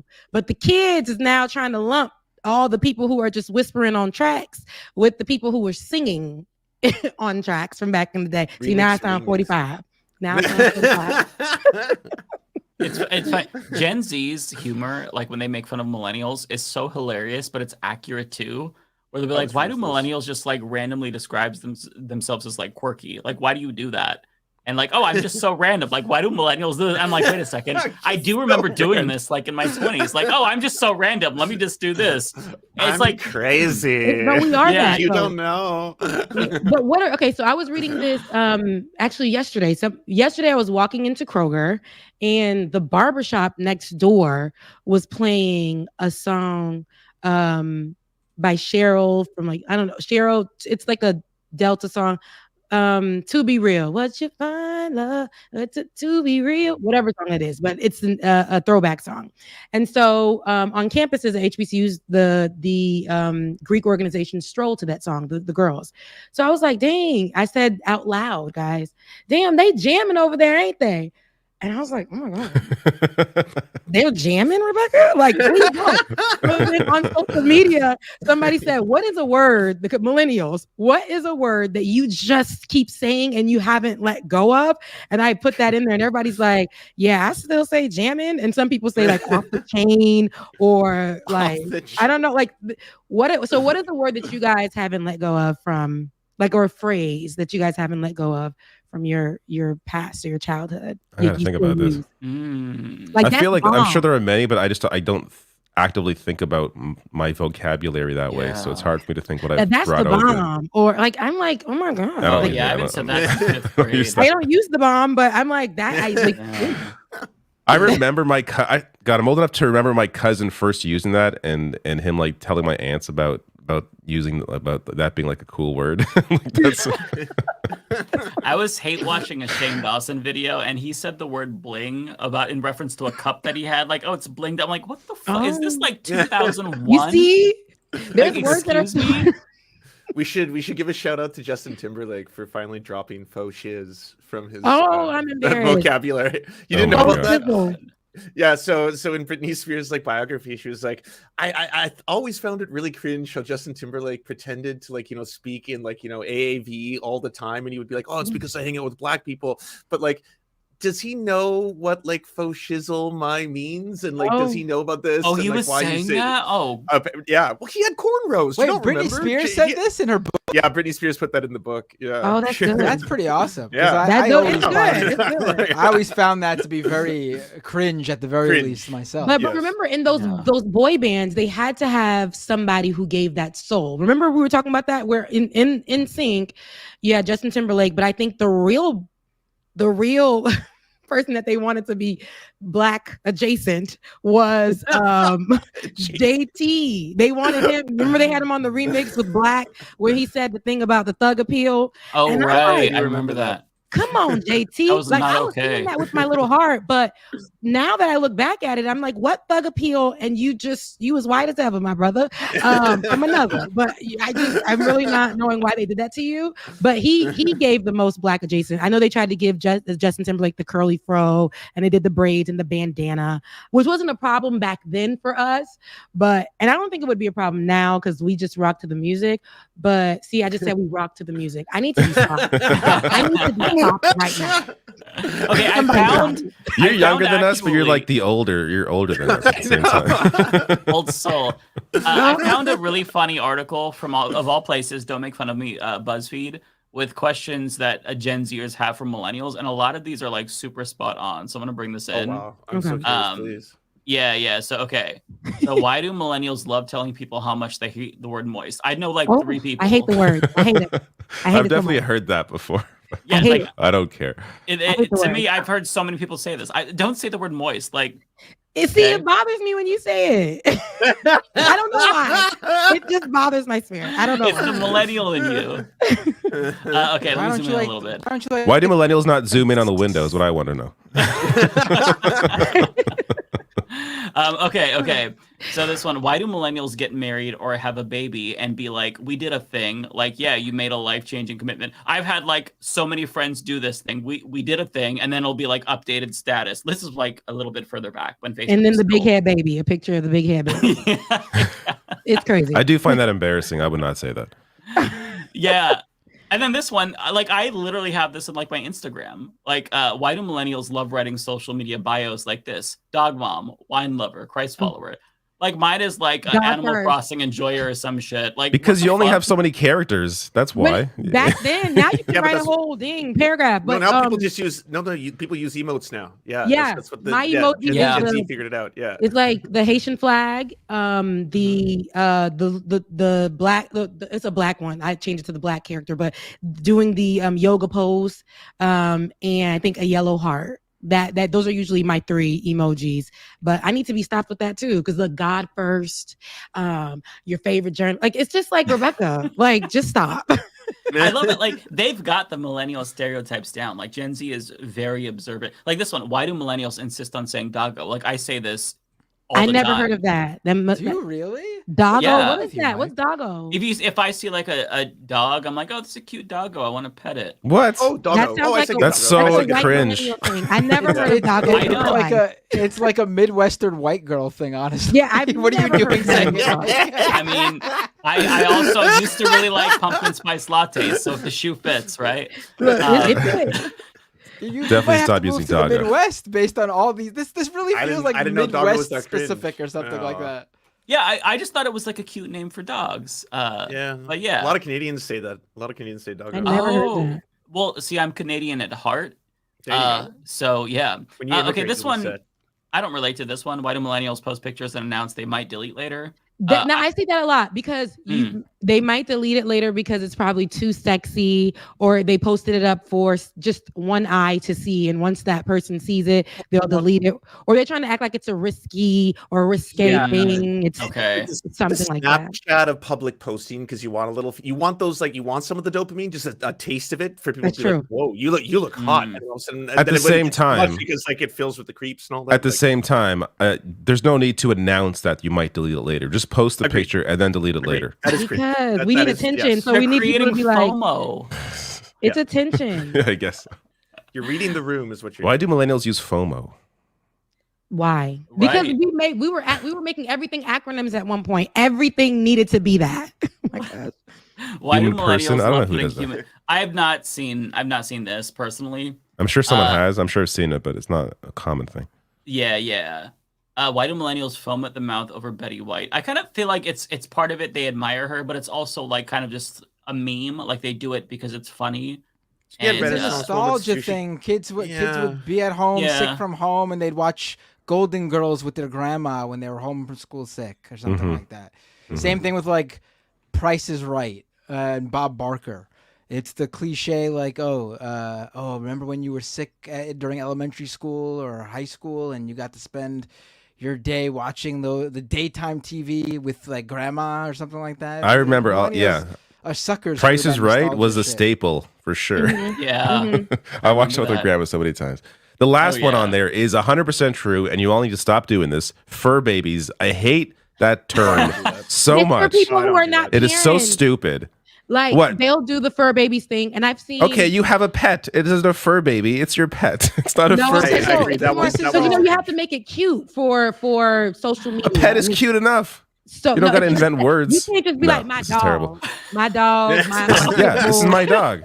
This is my dog. You have to say my fur baby, and especially the If you got to say fur baby, then I feel like you're forcing the cuteness. I feel like your dog isn't cute enough, so you got to call it a fur baby to make it cuter when it's really not that cute. You know who I think who really does it the most, and it's the like the soft life, Lux, social media people. They'll do that. They'll do that. If I had a pet, I would call it a fur baby, but I don't like animals in my house like that. So, but if I did, I would call it a fur baby. So David is going to hate this. What this but I all don't really use is, fur though, babies. is like, this is all just like early internet speak. Yeah, it really It's is. like- Yeah. And They're millennials were just different. there. We for know that- how they to were like shift with the times. I feel like so. It's not even shifting. Yeah. We were a lot of millennials were of the age of the internet. Like they were the like. That's I true. guess like younger the Gen beginning X of and it. older started it. millennials. We were of the age where we were teens. And we were What's an older online during this millennial? early How time old is an period, and older this was like the millennial, Matt? lingo. Yeah. Matt, how old is an older millennial? How old is an older millennial? The millennial birth year starts at 81. Okay, so because Ben calls himself I just need to know because I be messing with Ben all the time. He calls himself an older millennial, and So so early 40s. He's 10. Yeah, he's 10 years older than I am. 33, so he's 43. So look at me giving all his business. He might be a very late Gen Xer. So he says that he's on the cusp. So he's like, but he can relate to, I guess, both sides, right? Because he was, I don't know. In some ways, maybe. Yeah, I feel like we have to claim Ben for millennial. Yeah, and Like, I want that representation. Ben is he's worthy of the millennial label. Yeah, he calls himself an older millennial. Let's not give him the Gen X one because no one wants Yeah, that. don't push him to Gen X. Matt will then be smearing Gen Xers, and that means Ben Dixon is part of that group. No, he's a millennial. David, so I don't use fur babies, but you're gonna hate this. So I do refer to my dogs, to my in-laws and my mom as their grand dogs, and that one honestly, I don't hate as much as fur babies. I don't know what it is about fur baby. Fur baby just sounds stupid as hell. And I'll straight up be like, when my dog is excited to see my mom and he's like jumping up on her, I'm like, Poopy, don't jump on your grandma. Like, just like it's so cringe when you think about it, but it's just so instinctive. Like it's funny. As long as you're not saying it like completely seriously. I mean, as long kinda. I'm sure he's saying it seriously because that's his baby. That's his fur baby. Yeah, and that's I mean, I would die for my fur babies, for lack of. Would you better really? word. You would die for your pet? Oh, I'm not gonna die for my straight up. pet. Fuck If that somebody shit. was like, okay, if somebody like use your pet shot, as a human shield. I would dive in Well, I front of wouldn't my- do that, but I'm not gonna die for my pet.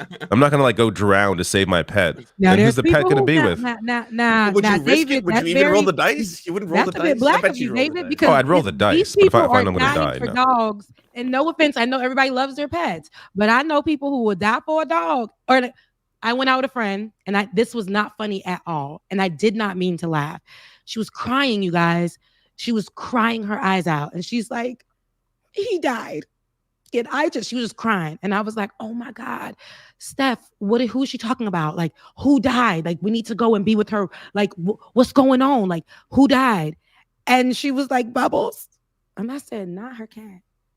Not talking about the damn cat. Rebecca, no. And at that time, the internet's No, gonna you're wrong here. You're wrong. I was terrible here. of me. I That was was terrible of me. devastated You're when just my cold-hearted. cat died. I think you might be a serial killer, honestly. That's the at the reverse. time how people love their pets. 'Cause I didn't grow up with pets, and I'm just like, the cat died, y'all, and It's one thing. But now I know, and so it wasn't funny at the time. But I didn't do right. I didn't do right, y'all. I did not. Bro, No, you could definitely mourn your cat. Yeah, or for sure. Your dog.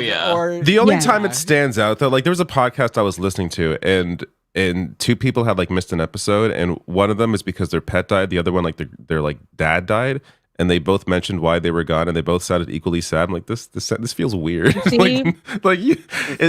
perfectly fine to mourn your pet, perfectly fine, of course, but compared You go to too far. someone's parent, it's a little, I don't know, it's Right. not the same. Animal cloners, you go too far. The animal cloners, you like at some point you like that's too ridiculous for me. People who spend like $100,000 to clone their pets to get new versions of their pets. Oh my God, I heard about that. Yeah, it's a big heard thing. about Yeah, that. that's like, They'll get these dogs that are like the smallest dogs that like the little teacup dogs, right? Oh yeah, and they'll be get this genetically insurance on identical. them because they are liable to die. Because first of all, they're not supposed to be like these are like makeshift animals, but they'll like they'll get them and the dog will get stuck in the recliner. They will replace it. And like they'll get that insurance. Stuck in the Yeah, I read about this. Guys, I'm being serious. Stuck in the recliner. That's Just dead. A dead baby dog. That's like the dog. Big though. They're so small. Like you can put it in your hand, and so they're really fragile. They get sick fast. So that y'all. I'm done. Because I don't want the dog lovers to hate me. It's not. I'm just saying. I'm agreeing with Glenn. I'm done. No, that just I am a no. dog lover, don't worry. That's of That's course. Of course, no matter how small your dog is, it doesn't mean you don't love it as much. But it's just that's just a funny phrase. Just the idea of like you lose your pet because they got stuck in the recliner. Stuck in the recliner, and it died because somebody reclined, and the dog was stuck in it. God.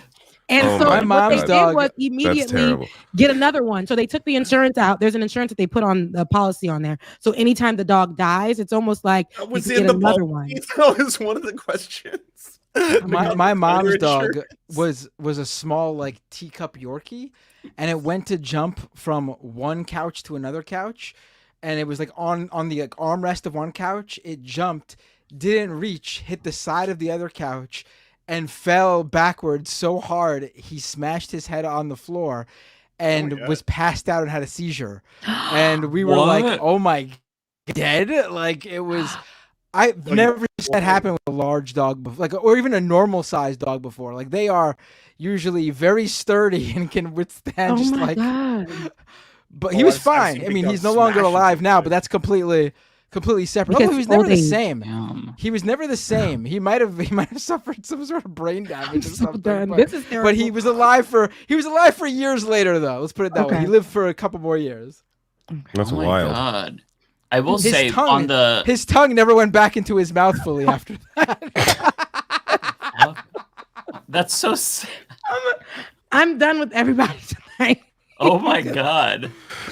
Oh Lord. Hey, I'm only laughing because Bender's laughing, and Bender knew the dog. So it's We perfectly took fine. we took him to the Yeah. vet. Tongue never went back in his mouth. This dog was one of the most annoying dogs ever, but we loved him dearly. And he He's lived been- for years after that, so that's good. Yes, and he's been dead for a number of years too. So we can look back and laugh, We can look back and Okay. laugh. That was your dog, so we could laugh Yeah, about or it doggo. freely. Or doggo. You've had time to heal. But yeah, on the subject of like grieving over animals, so I would compare it to losing a parent closely, but differently, right? So like when my cat died, I was wrecked for like a week.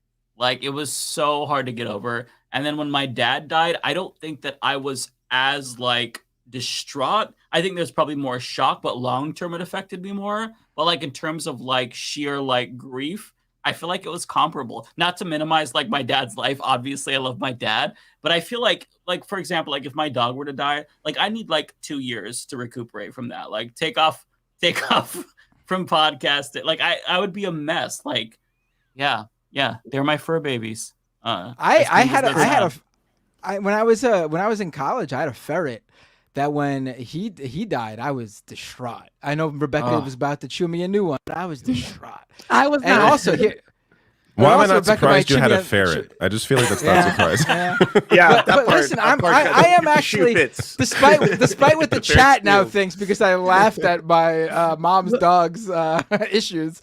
I've had 2 animals that required weekly vet visits for fluids because they were ill. wow. So weekly, and then at one point for the cat, because the cat was calm and was fine with it, we would buy the fluid and I would have to give them the fluid, like basically give them a shot every single it was more than weekly at one point, like every other day, and give them fluid so they could live as long as they could, and because they had a good life other than having to sit there for the fluids. Other than that, and then when it got worse, we ended up putting the animals down.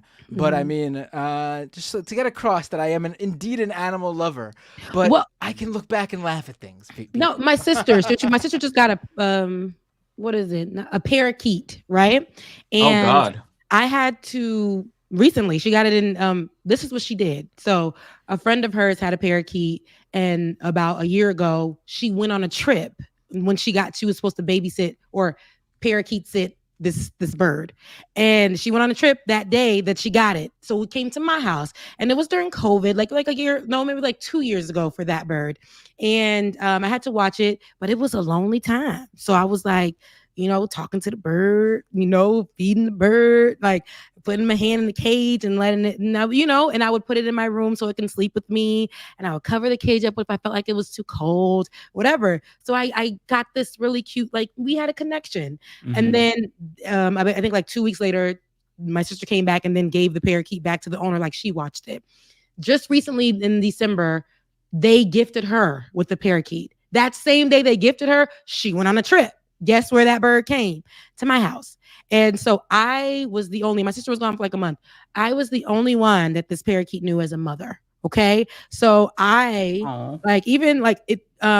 I got real close to the bird, and then I had to go and give it up. Like it had its bedtime, and I would pet its stomach, and I would make sure I cleaned the cage out. And I don't even but I was cleaning the cage out, making sure fresh water. Sometimes when he didn't eat, I would be like, talking to him. I would sing with him, and we would just be jamming, and we would just be, all the good stuff. And then when I brought the bird back to my sister's house, I missed it. Like I missed the bird. So I was telling her, like I would call her and be like, let me see the bird. I don't want to talk to you. Let me see the bird and stuff like that. So, it's not that, maybe a bird I would like, but like I'm trying to square this, Rebecca, with when we just met 5 minutes ago. Rebecca, that was like, oh, your cat died? Get over it, crybaby. And she's over there singing with the birds.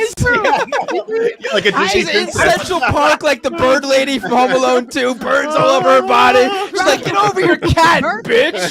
Stop crying over your cat, bitch. You guys, on the balcony. Look, I have in animals. I have a bird feeder, a hummingbird feeder on the balcony, and the hummingbirds come and have a field day. The other day, a whole bunch of sparrows. They keep flying in through my my blinds that I have, or whatever curtains that I have on the balcony. They'll fly through and just chill, on the balcony. And so birds love me.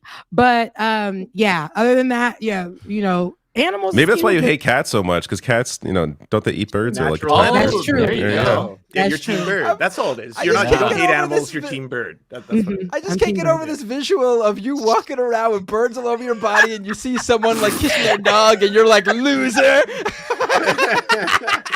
Because I would do that. What a loser. Meanwhile, birds is on the shoulder. I'm petting birds. Terrible. I do not want to become the bird lady, by the way. I'm not going to become that. But I do like the look of in the springtime and the summertime, all of the hummingbirds come and chill. And when I go hiking at the mountain over here, I'll go hiking, and I'll be, oh my God, I'll be bird watching. And like the birds will be, I remember I was walking and I'm like, not these birds like being in front of me, 2 robins or cardinals, they were fighting each other. And I'm like, y'all not scared of me? They were just literally fighting each other, right? Like I was walking and they were walking with me, fighting each other. And I had to break up the fight. Rebecca, let's put it this is the real question to see just how much of a bird person you are. It's a baby bird, fell out of the nest. It's fine though, it's on the floor. Mama bird nowhere to be found. Baby bird needs to eat. Would you chew the food and regurgitate it? Hell no. Baby bird gotta die. Like Ace Baby Ventura. bird gotta die at that point. Baby bird is going to be somebody's bird at that point. Absolutely not. I'm not regurgitating nothing. I'll go to the store. I'll Google and see if I can find something.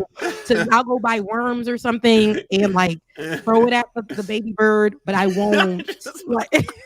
You know what it is? I think because if you have no relationship with it, then it's not the same, right? Like if you just find a baby bird, it's sad, but it doesn't affect you as if like you took care of it, like the parakeet. Like for me, like I hate spiders and like insects creep me out, but I had a pet tarantula and was devastated when she died. I bawled my eyes out. It just depends. Like if you, I had a scorpion, a tarantula. Cool. Yeah. They're really cool, actually. Was the scorpion de-venomed or? I don't know. It was like you can turn off the lights and turn on a black light and it would like glow. It was really, really cool. Really cool. I like kind of like creepy crawlies, but I mean, it's not like, not cuddly like my dog. Like I'm not going to snuggle the tarantula. You know what I mean? I held it like once, but it's still like when you kind of like take care of something, I don't know. Maybe it's that like that, you're right. Paternal instinct, but kind of. That's true. Yeah. You become a mom, like a fur. So it can be a fur baby, David. Anything can be. Yeah. No, it can in practice. Just don't call it that. That's all. No, it's a weird. It's a weird name. It's just a weird name. We have fish, and like I don't like cry over the fish when they die because fish die pretty frequently. Although the fish we have now have been alive for a couple of years now, but when a fish dies, I do feel lost. Like I do feel down in the dumps that day. I feel like I don't get that one. There was the life in my hands and I failed it. Even if it's not my fault, obviously. But I feel like something depended on me, and I couldn't help it any more than I was able to. That's how you feel. No, that's true. Mm-hmm. That's true. And fish. Okay, so when I used to work in the studio, we used to work in the studio back in 2017. We got a fish because it was alone. We used to get real miserable in the office, Ben and I. So the owners had got a fish and they never took care of it. And Ben was like, I ain't taking care of that fish. It ended up being our best friend. And then the snow day came and we didn't go back to the office for like almost a month because it was like a really bad like snowstorm. And then finally we go back to the office and baby, that bird, we was like, the bird is dead. And we were so sad. So we went to go flush it down the toilet. There's a video. I have a video of this. You mean that fish was dead? You said bird because I don't think you're flushing a bird down a toilet. Fish. We went to go flush it down. Although I don't know, we've discovered a new code, Rebecca, today. Maybe she's flushing doves down toilets. No birds down the toilet. But we went to go flush the fish down the toilet, and then it was alive. And then we had to go back and scoop it up. Like, oh my God, no, the fish is alive! And we had to scoop it up, get the toilet water out of it, and then put it back. It sounds like, oh my God! Sounds like it was a religious experience. You met the Jesus Christ. We done that Lazarus, baby, Lazarus, honey. We laid hands and came back to life. It was Lazarus. Lazarus, yes, Lazarus. I think that fish went to fish heaven at this point, but I'm just not. I'm not sure. All good fish do.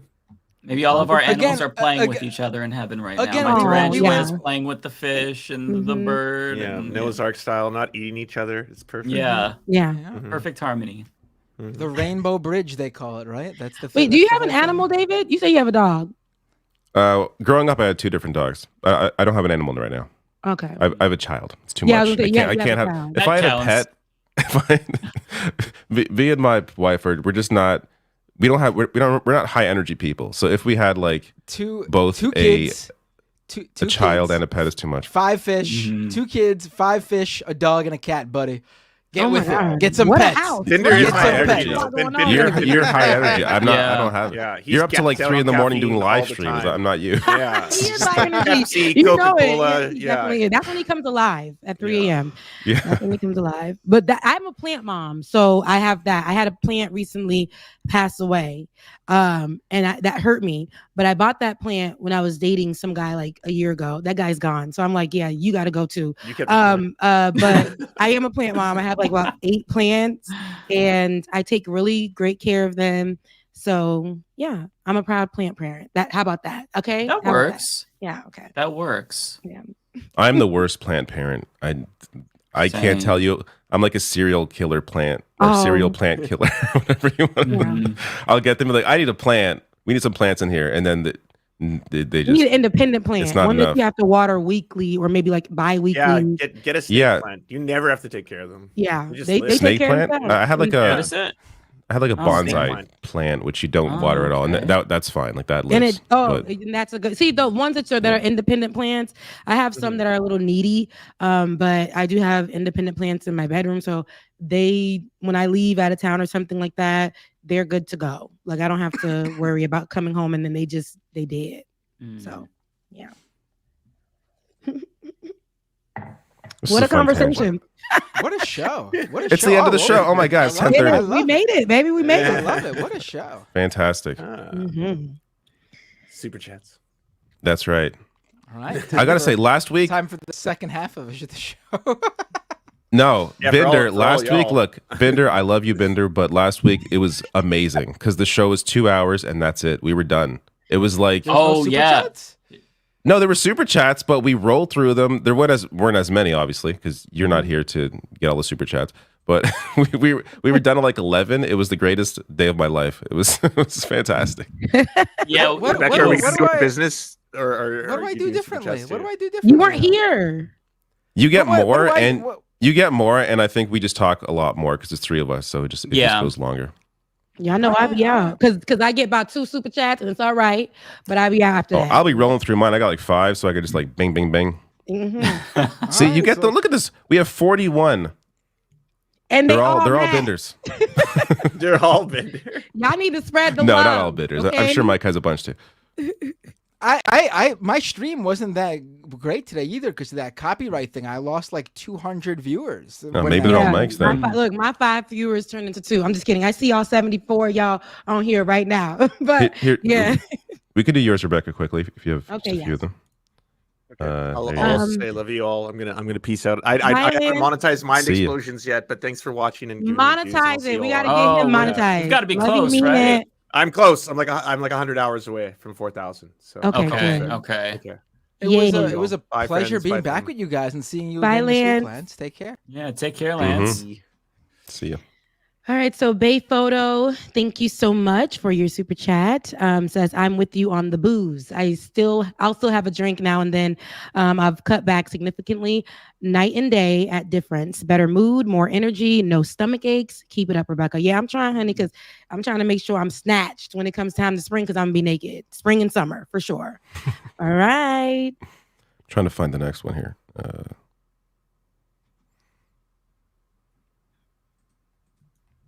I got lots of scrolling through all of Binder's and Mike's. Mm-hmm. They don't love me. Y'all don't love me.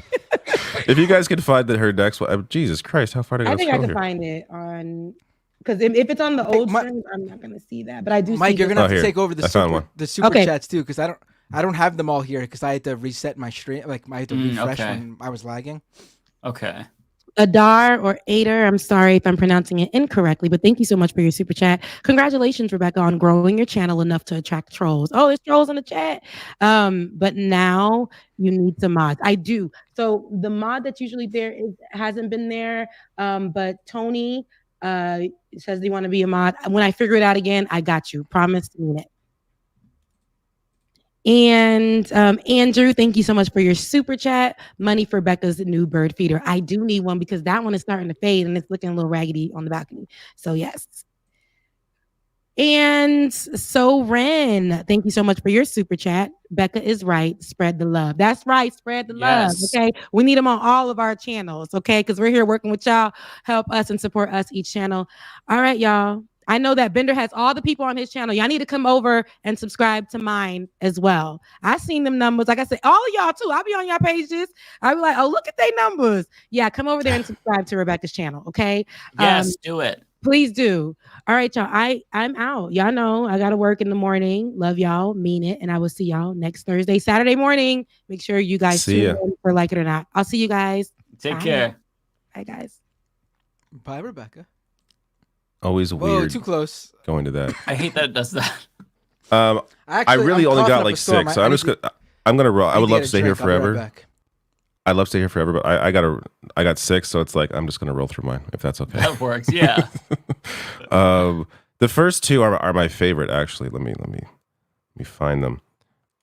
From Fart Gas, Poopy Fart. Okay, I love that. That's the first one I God have. bless you, fart gas. Poopy fart. Not quite sure what this is all about. Let me scroll down. For some reason, the next. Oh wait, did I already scroll by it? I will find it. Did I do? Yeah. Oh, Poopy Fart. Poopy Butt is the other one. There we go. Poopy Love Butt. that too. Wow. Nice. Don't really know what's going on here. Shout out to Fart the next Gas. one. Yeah, shout out to Fart Gas. Thank you, Fart Gas. Still alive with my favorite kind of super chat, a video game super chat.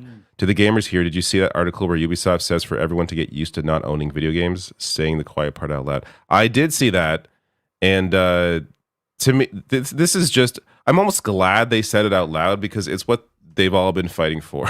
So it's what all these publishers have been wanting for so long, because the return they make, of course, is so much greater on digital content because there is no physical product to produce. So that's ultimately where they want to get to. This came straight down from Klaus Schwab of the WEF. You will eat the bugs. You will not own anything. You will not own any video games. This came straight from them. Who's Klaus Schwab? The guy who runs the World Economic Forum that right wingers have crazy conspiracies about. You will not own anything. Damn, that joke fell on deaf ears. Wrong audience. I thought you guys were cultured. My bad. No, not at all. Not at all. Art from Hell. I'm just doing Mindbender since I have like 5, and then I'm going to leave. Art from Hell, thank you for your 20 euros. See, I'm cultured. I got European viewers here. Look at that. That was like CEOs trying to do IT. I wish I knew what this is in reference to, but it was during one of our conversations, clearly, at 9:18 p.m. I don't remember, but thank you. Thank you, Art from Hell. I appreciate it. Andrew S. I wish they would just mark our names on each chat so we would know. It would make this so much easier.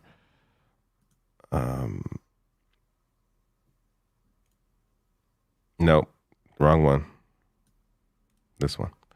I cannot be a bird person. Too much maintenance for me. I mean, I would say birds are probably one of the easier pets to own. I'm sure there's a lot of maintenance, but compared to the amount of work needed for like a dog. But they're loud, and also if you have a cat, you just can't have a bird unless you have like a lot of like precautions. Have them in a different room or something. Because my cat would like to eat that bird. Oh yeah, that makes sense. I gotta say, I wasn't much of a bird person too. They're loud and they are a lot of work. But yeah, I'm not a fan of birds. After my CES trip, I had to go to Austin, Texas for a wedding. This is the most traveling this past week I've ever done in my life. I've never done back-to-back places like that before, but I did it.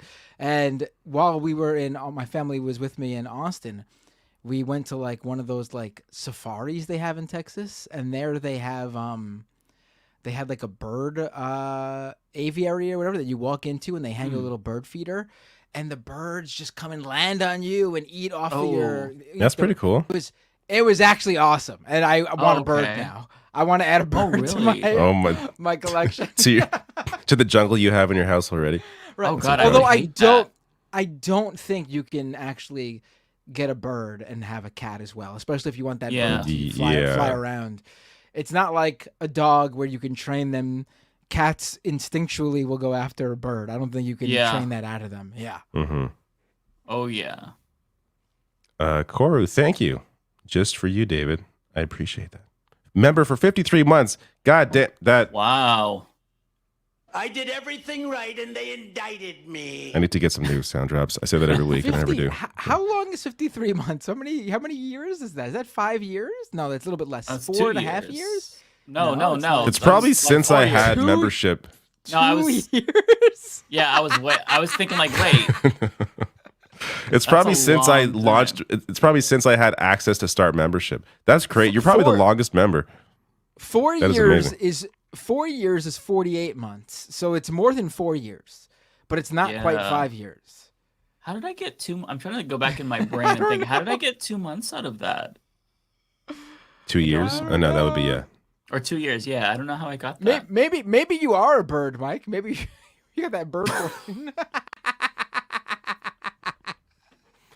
Brian B. It's possible. Thank you for your super chat. Says David, get a pothos plant. They're easy to take care of and look great. Thanks for all the awesome work you do. Let me see what these things look like. Pothos. Oh, I've seen these are like a house plant. Like when I think of a house plant, this is what I think of. If you look up pothos plant, yes, well, if they're that easy, then I mean, our place is completely barren. Like it's bad. We probably need some plants or something in You here don't have for any sure. fake plants? No, we don't got shit. We've had plants really? that die, but we don't. So it's just like we just stopped buying them because it's just Gotta get some didn't nice work fake out. ones. Yeah. But then don't they feel you have fake plants? You don't, Yeah. I guess right there. You don't, do they still work the same? Or do you like feel like, do you walk into your room and just think, look at this fake ass shit? Like, I would feel like I would just see fake plant and it just wouldn't do anything. It'd be like, that's just a piece of furniture. Did you know they were fake plants sitting behind Mike? Did you know they were fake, David? Did you? I didn't even notice them at all, to be completely honest with you, until I asked him the question and I saw him look behind him. If you get really cheap ones, then they're gonna look shitty. You kind of get what you. But pay I for. wouldn't know. Yeah, I You could can get figure. some I mean, nice ones. obviously from here, from a small little window, they look real to me. One Jay of the Cass. things Mike probably notices when he uses his poison ivy powers, the fake ones don't do anything. Yeah, that's just yeah. Yeah, you do have to do a spell to keep them alive. Like you don't water them, but they're fake. So that's not too bad. At least you don't have to do a water spell them every once in a while. That's Yeah. harder. Yeah. Jay Cass, $2 super chat. Thank you. Says token money for Tekken Tag. Have fun. The new Tekken demo is pretty good. I wish I wasn't shitty at fighting games because I'd be playing them all. But the Tekken 8 demo is really good. I'm not sure exactly, but I know there's like if you play the demo, there's the whole single player, at least an element of it. There's you play as like a person at an arcade playing Tekken. It's really interesting how they set up the arcade. So maybe there's token money in that, but it seems pretty cool. All right, I'm good. See you all, lovely people, next week. Have a great night. David. Take Goodbye. care, David. Great seeing you again. Bye. All right, folks, strap in. You ready for another 2 hours? Okay. Oh, let me quickly thank the Surfs TV for rating me over on Twitch. Thank you so much, Surfs viewers. Here on love the Leftist Surfs. Mafia, we do a little stream where we do. No, you guys know what I'm talking about. All right, let's watch. If you don't follow me on Twitch though, you should hit the follow button while you're there, right? All right. So this one is for me from Bren R. I don't see a message on both sides, but thank you so much. I do appreciate that. We've got this one for you. Oh, Wanda with a super chat. Great job on Novara Media. Wish they could be guests, but the time difference doesn't work for them on our side of the pond. Yeah, I made my Novara Media debut this week. They had me on to talk about the Iowa caucus. It was a good time, great time. Great people over there. They do really good work over in the UK. Yeah, would love to do more with them. Excuse me. Jeez, I'd love to do more with them. Nice. Another one for you. Tokyo Hans. Last Monday was Ben Shapiro's 40th birthday. I celebrated by taking a huge Ben. Reminder, Ben means poo in Japanese. Wow, I didn't know that. I'm going to say that. This one Poo is Shapiro. For me, from American Wasp with Dieter McBusiness. Hottest female conservative commentator. Tommy Loren? For me, I don't know. I'm trying to think of all the female conservative commentators, and Tommy Loren is like the only one that comes into mind. So I guess Candace Owens is also really pretty. I'd say Candace Owens probably over Tommy, because I feel I was gonna say because I feel like Tommy is nastier, but really Candace Owens has gotten like way more fascistic over the years. So I'm kind of like linking the inside with the outside in terms of like how it makes them look. I don't know. They're both fine. I'm not necessarily the best judge. There are quite a number of good-looking conservative commentators, but they're not hot because their opinions are a complete turnoff and are make them quite ugly. That's the thing. It's like if you're ugly on the inside, then I feel like you're gonna kind of see that ugliness on the outside too, in my opinion. So yeah, if they were nice, then they'd be better. Another one for me from Dieter McBusiness. Thank you, Dieter. Voter turnout is everything. How do we get it up? Will you take Blue Chew from our sponsor for Leftist Mafia? Use coupon code LETNOW. I see that ad all the time. This isn't necessarily something that we are able to do, or you. This is something that Democrats really need to do. I guess in theory you could do it as well if you organize enough, but this kind of needs to be something with the amount of time we have that has to be done at the national level. So Democrats need to do it. And that is really, in theory, an easy question. You've just got to register lots of people, talk to a lot of people. But Democrats are going to have a hard time recruiting young activists who actually get out and door knock and canvass. So they need to start now. Right. I didn't get to make this point earlier on the show because we just moved on. And I made this point on my stream, though. Usually the argument from the vote blue, no matter who, normie Dems, the resistance libs, is that like, oh, young people, progressives, leftists need to just get over whatever their problems are with the president or the administration when it comes time to vote. Because what they want is not something the president could just snap his fingers and do. Whatever policy they're angry or upset about not being enacted, he needs help from Congress. Now, whether that's fully true or not, there's often a little bit of truth to that. The president can't just enact a full policy like Medicare for all or something like that on his own. But this time around, the number one issue that's hurting the president, the Democratic president, is something that he has complete 100% control over. That's true.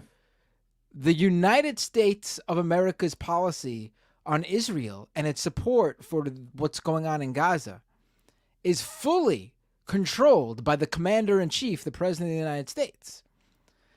And so it is fully on him what happens in November. This is not an issue where people, you could say people pouted and stomped their feet because they didn't get their way. And I don't agree with that, when you make it previously. But there is that, without the dramatics and knocking people who are hurting, there is that element of truth that what they would like is not completely attainable by the president alone. That's not the case this year.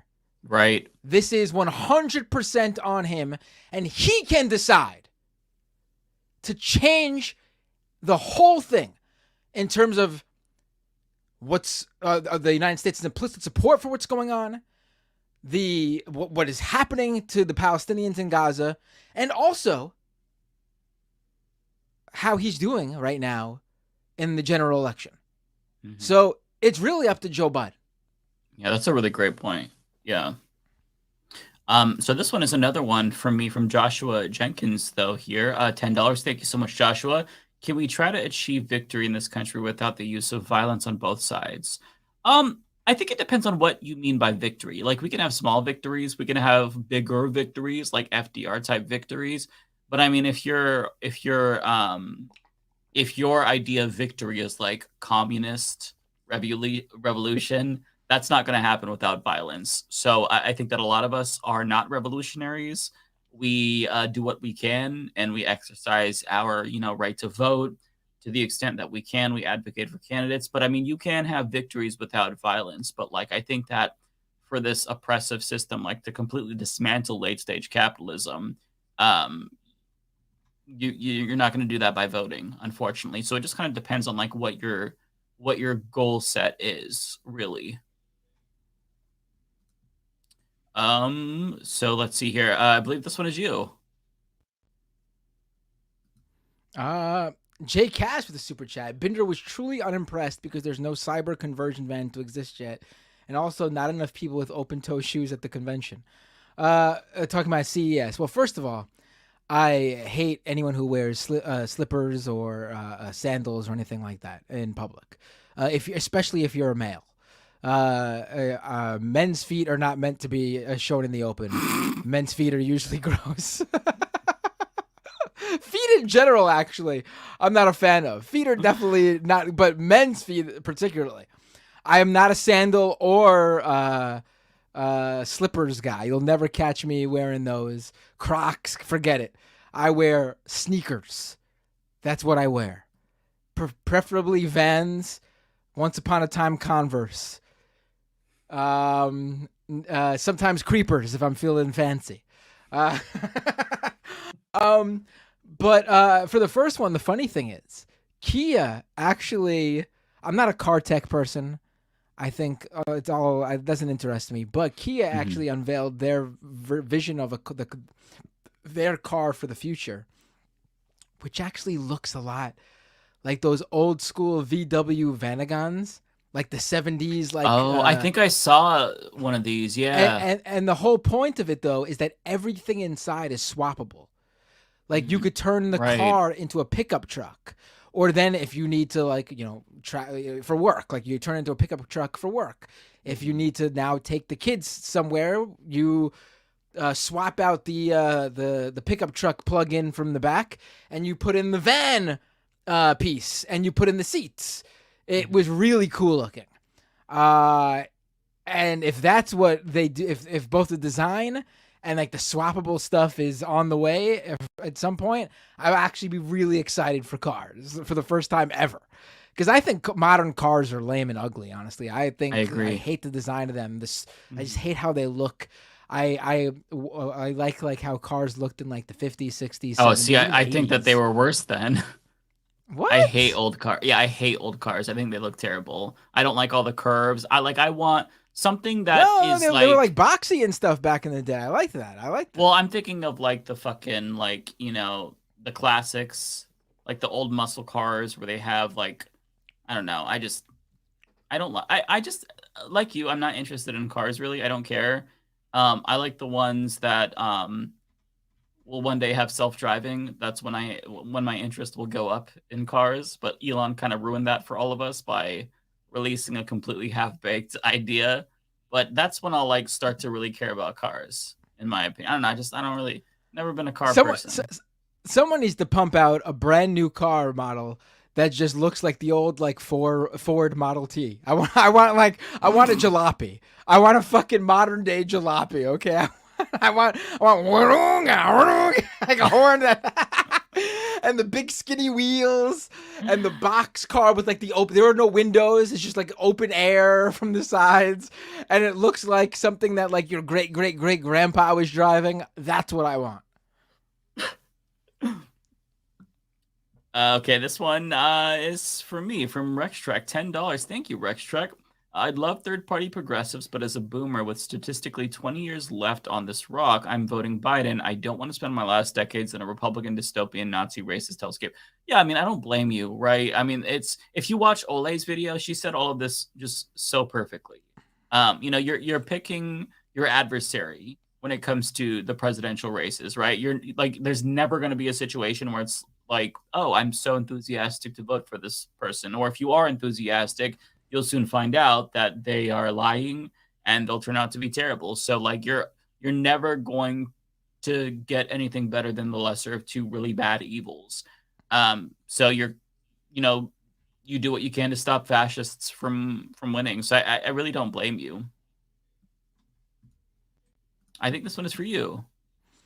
Tokyo Hans, 1,000 yen. God, I got to assume that that's like translates to. I think I make this joke every time. 5,000 US dollars.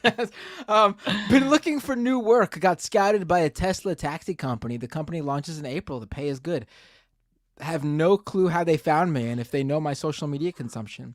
Opinions? I mean, if they're paying you a shit ton, Yeah. take it. Make some money, and then while you're there, be on the lookout for even greener pastures and go there.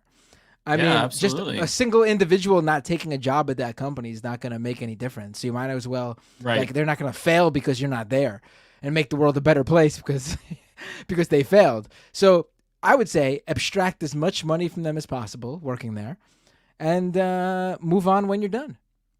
Yeah, yeah, absolutely agree. It doesn't mean you're like a fanboy of Elon. We all hate the people we work for. So I don't think yeah. this has anything to do with Elon specifically. It sounds like it's a taxi company that's just using all Teslas or something like that. That's how I'm reading. Oh, I see. I see. Elon's Okay, not this starting a one- taxi company. Well, yeah, that's true. I wasn't sure if it was like you don't want to be associated with Tesla or something like that, just because you see the bumper stickers. At least I've seen them online of, hey, don't blame me. I didn't know Elon was an idiot when I bought this or something like that. Right. Well, Which I think he's is a not giving funny trend. Right. He's not giving money to Elon and buying a Tesla. He's working for a Right. company that's gonna buy Teslas for their taxi service, whether he's there or not. Exactly. Yeah. So Wanda, thank you so much for the $10. Appreciate that. Mike, I watched your video on young voters, and I get the Ingrid Biden, but what about Representative Rashida Tlaib, Omar, Cory Bush, who are all up for re-election? Will Gen Z and Gen Y let them fall by staying home? I really, really hope not. I hope that this doesn't affect their electoral chances. But what we tend to see is that like the enthusiasm for the president also kind of has like this ripple effect, right? To where if there's high enthusiasm for the top of the ticket, the down ticket Democrats are going to benefit. But if there's low enthusiasm but I and turnout is low. So I hope, I really, really hope that people, if I they're not don't- going to vote for Biden, at least turn up for like these progressives. I mean, obviously that is a factor, and it's gonna happen somewhat. But I also don't think it's gonna be as extreme because we're seeing it even like special elections where nobody usually turns out. Democrats are winning those elections. That's a good point. Yeah. Biden is the weak link here. I think I foresee people actually getting out to vote against Trump by voting down ticket and just maybe not voting for the presidential election at all as a fuck you to Trump, obviously, and to Biden. Obviously it is a general election, so you're going to get a lot of people. You have a lot of people involved. Hundreds of millions. So, of course, there will be some people who will decide not to go vote at all because of Biden dragging down the Dem ticket. But I don't think it's going to be as much as usual because I think people are still going to go out to vote against Republicans due to like Roe v. Wade. Yes, I know that is obviously whoever president is a big deal. But for the average voter, I think they're going to view it as I'll vote Democrat down ticket. This one is from me, actually, from Tokyo Hans, 500 yen. Thank you. I wish you best on your health journey. Thank you so much. Would be beautiful for you to join the live LM show in Tokyo. I would love to go to Tokyo. That is further down in the pipeline because that is a like 12, maybe 16-hour flight. I think it's like 16 hours or something. But I would love to visit Tokyo. I think that'd be really, really cool. Hold on, let me just add a little addendum there because some people are like, no one's gonna go out to vote and vote down ticket and skip the president. I'll be right back while you do that so I can get some more water. I'm talking about in places where it matters. Like, you don't think Arab voters in Michigan are gonna go and vote for like Ilhan Omar and Rashida Tlaib and Minnesota, I should say too, obviously, because I mentioned a number of candidates there. I think you're going to get voters in specific swing states going out to vote as they would regardless, and as a statement to Biden specifically over Israel-Palestine, they're going to abstain. I don't think it's going to be some huge numbers, but it's going to be enough in important areas, in important swing states that could make the difference.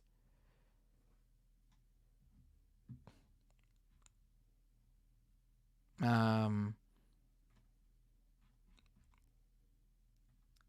right, let's. Oh boy, I can't see all the.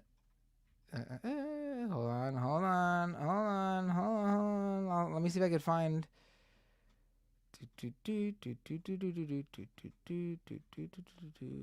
Oh boy, I can't find where we are. Oh, I found it. Who's this? Oh, it's from Mike. Oh, all right. Let me see if someone. Let me read one of mine.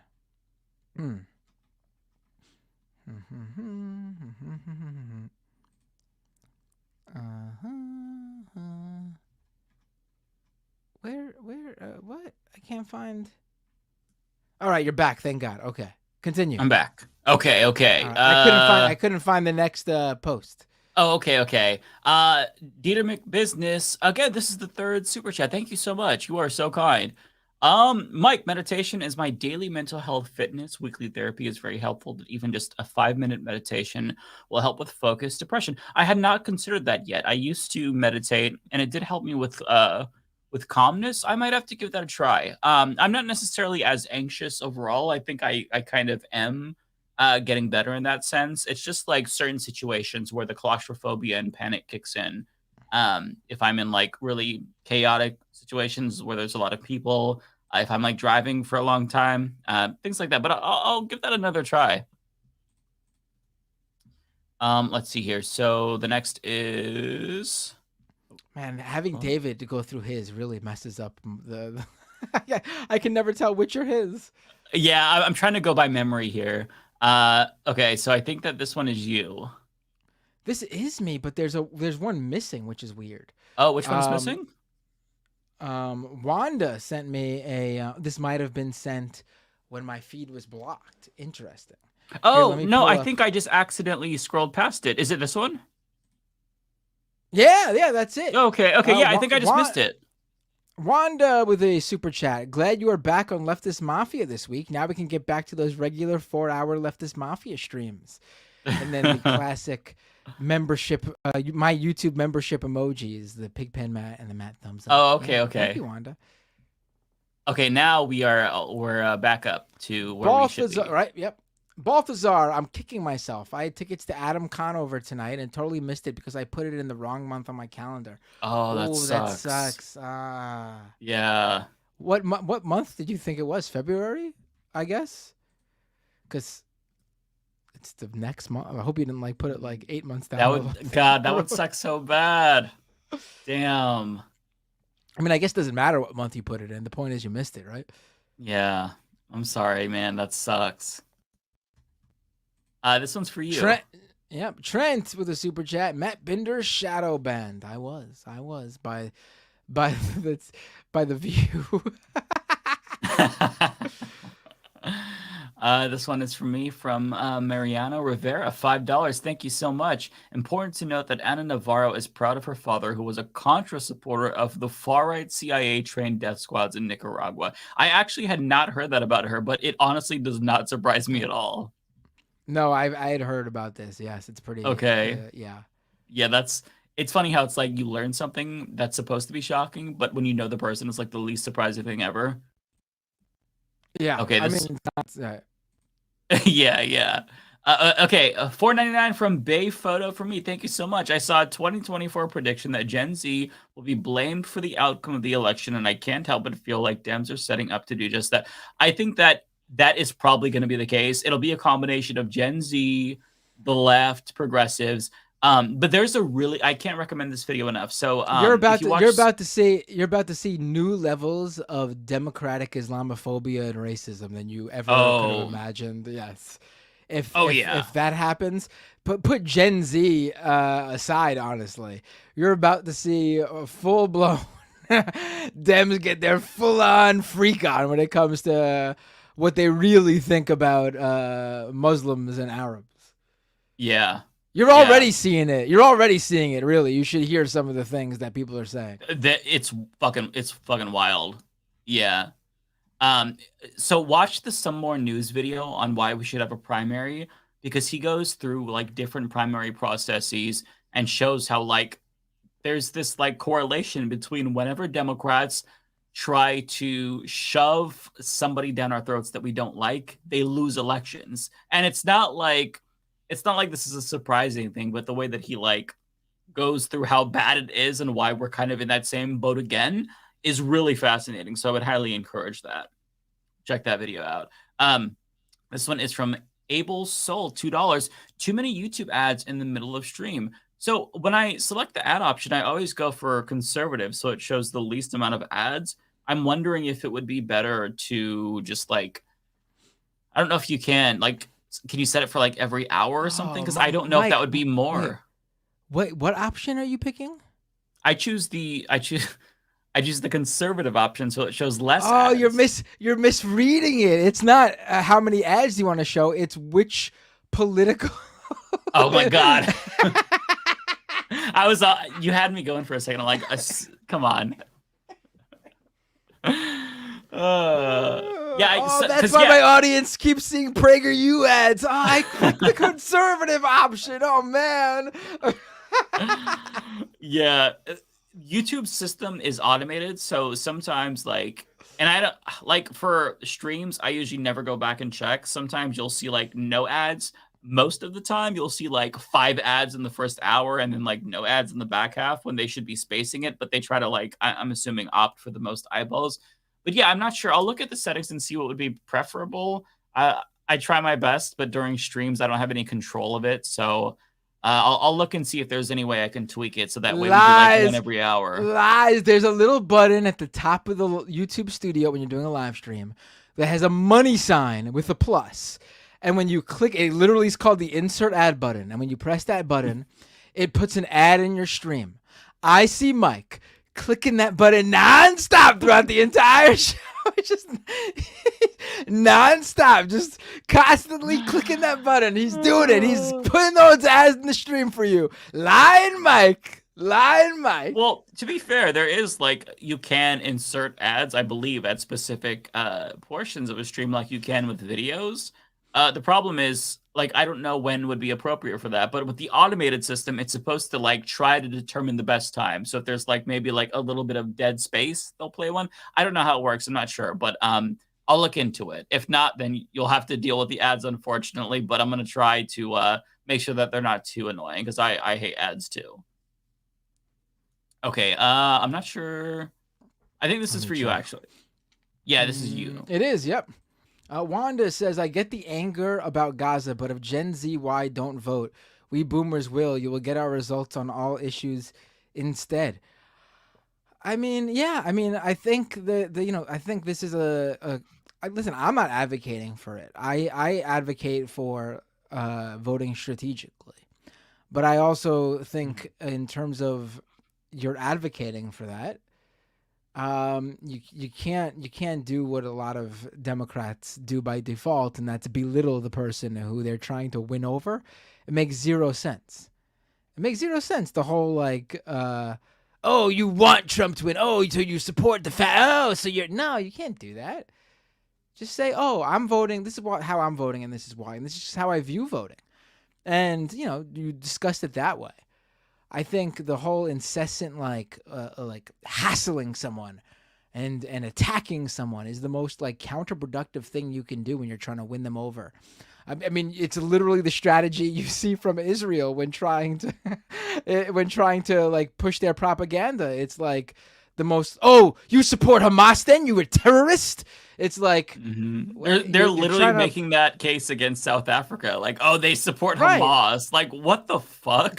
Calling everyone who disagrees with you an anti-Semite isn't going to win them over. I'll tell you that much. I mean, yeah. In Israel's case, their actions are it doesn't matter. But in terms of voting strategically, don't pull an Israel. Try to win people over by just explaining how you're voting and why you vote that way and why you do that. And hopefully it'll make sense to them and they'll vote accordingly.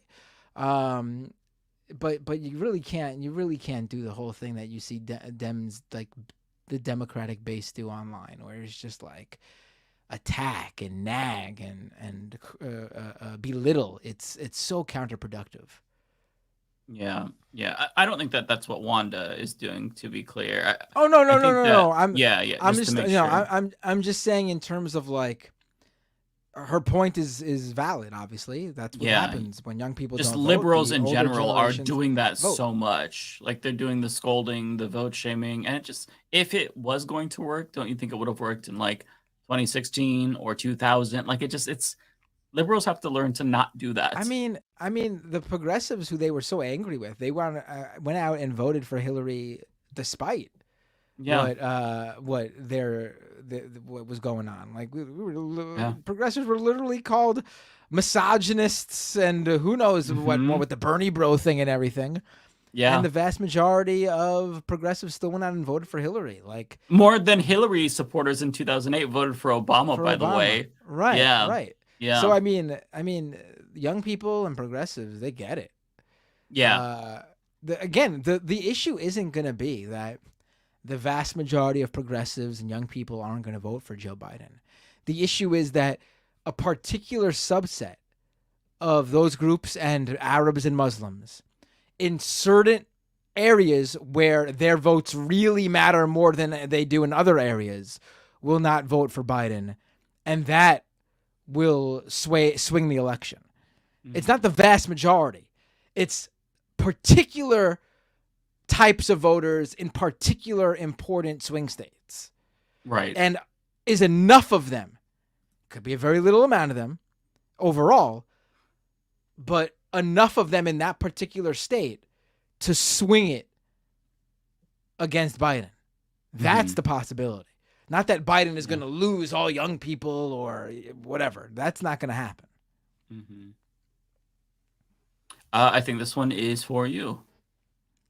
Tokyo Hans with a super chat. One more piece of good news. Guatemala election, leftist wins. Oh, I have to look. I have to update myself on what's going on with. I've not been paying attention, unfortunately. Yeah, I haven't either. Celeste with 199. Been a busy week. Yeah. Been traveling. Yeah. Congrats to Succession and Kieran Culkin Emmy win. Yeah, I heard about that. I loved Succession, and I think that Kieran's character was funny in that. Creepy, but funny. This one is from JCast, $5. Thank you, JCast. Just a reminder to Mike that you don't have to be into sports to get athlete's foot. Be careful out there. Duly noted. Lizzie Bennett with $10. Megan Thee Stallion, and thank you, by the way, Lizzie. Megan Thee Stallion at the Anime Awards. I gotta check it out. Did y'all know that she, along with MMA fighter Mirko Filipovic, served as inspiration for the character Mirko on My Hero Academia? Oh, well, I didn't know that. Okay. I didn't get too much into My Hero Academia. I only watched like the first 3 seasons. Eventually I'll have to check it out. But yeah, I'm curious to see. First of all, I didn't even know that there was an Anime Awards, let alone that Megan Thee Stallion was hosting it. So yeah, that's awesome. Let's see here. We have one from Tokyo Hans, 500 yen. Thank you. You say Dago would love pumpkin spice. What's your opinion on Uggs? Love them.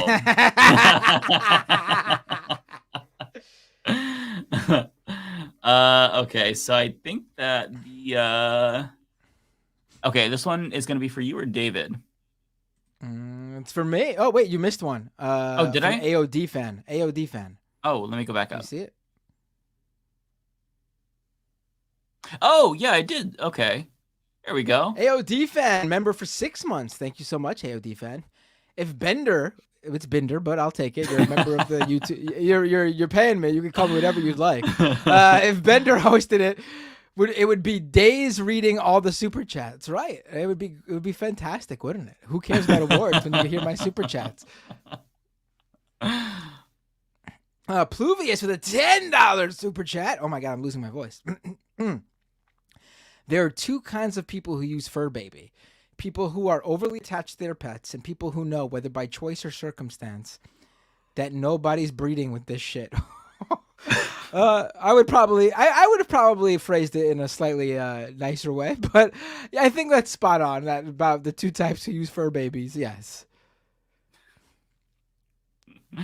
Let me see where we're at. Okay, I think this one is the next one. Or there's a third that sort of is a spin-off of the second, a little bit, or in a way it is. Empty nesters. older people whose kids true are in their teens and college Mm-hmm. or in their 20s, 30s, have families of their own, and they're no longer living in the house. You get a lot of empty nesters who get pets and start to treat them like children. Yeah. I mean, you even get some of them who go out and actually like adopt literal monkeys to have as close to a human baby as possible. Ooh, that's too much. Okay, this one is for you from Tokyo Hans, I believe.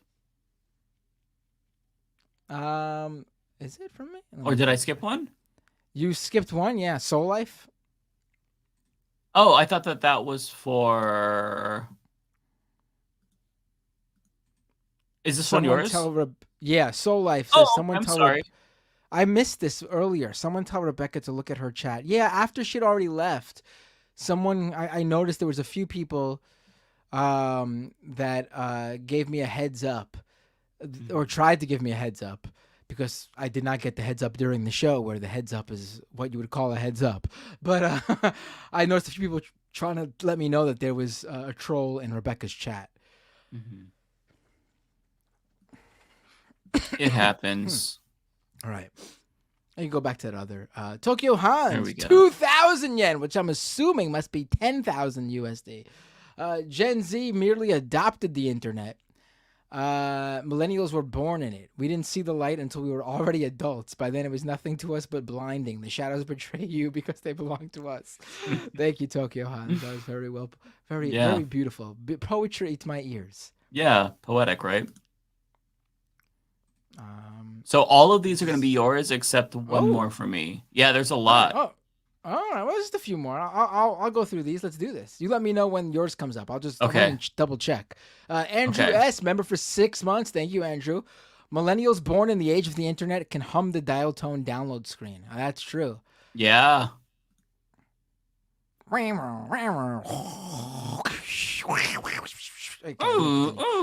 right. Andrew S., member for 6 months. Same Andrew. There we go. I cannot be a bird person. Too much maintenance for me. They are a lot of maintenance. They're high maintenance. I did have birds when I was a kid. Yes, they are very messy too. And yeah, there's obviously no like real controlling them. Like they bird seed all over the floor and shit. Yeah. They do what they do. Yep. Adar is this for me? That is Rebecca, I believe. Okay, let me. Sorry, got a couple of You Rebecca. Lied to me. You lied. Okay, this one is my last one here. From Balthazar, $4.99. Thank you, Balthazar. You'd think a plant store would have used the name Plant Paradise. That's pretty genius. That's actually really, really good. Yeah. Okay. Someone should absolutely get on that. Okay, I believe the remainder are for you and not for David and Rebecca. So that's the one you thing I'll stick look around? Out for, though. Yeah, I'll stick around, sure. Cool. I'll breeze right through them. All righty. Hold on. I think you skipped one. Did I? Omega. How do I keep skipping these? Because these are... Oh, I thought this was mentioning for other Rebecca. people. Yeah. Okay. Omega with the super chat. Rebecca taking us on a journey and made me feel old. Yes. I'm not sure I don't remember what you were talking about, but for a second, out of the corner of my eye, I thought you were drinking a big, tall glass of milk. I did a double take. I was like, wait, what?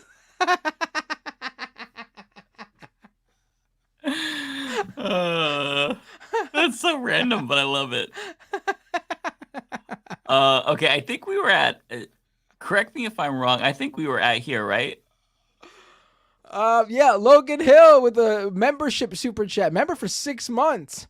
Had a ferret, must have been a Beastmaster fan. It was on 4 times a week from 1989 to 1993 HBO. No, I just thought they were cool, and they were like they're sort of known for being like the punk pet. A lot of punks have them. I just think they're cool too. It must be something about them. Their mustiness must speak to the punks. I really like ferrets. I think they're cute. I would never want to own one though. Okay, next one. They're very smart, actually. People don't realize how cat-like they are. They're not rodents.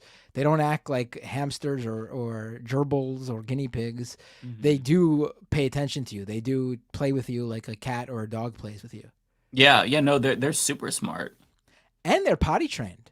They go in the corner of their cage, no matter where they are. Like if my ferret was out of the cage and had to go to the bathroom, he would run up his little ramp and go to the corner of his cage and go to the bathroom and then come Oh, back that's out. really cute. Yeah. I shouldn't say cute when he's shitting, but like it's cool that he's but it's like, cool that he goes away so he's not like, in his Right, living yeah. space. That's smart. No, I'm getting yeah, tired, so I I'm mean- using the wrong adjectives. No, it's it's all cute. good. He's shitting in the corner. Wow, look at that. All right. T-types.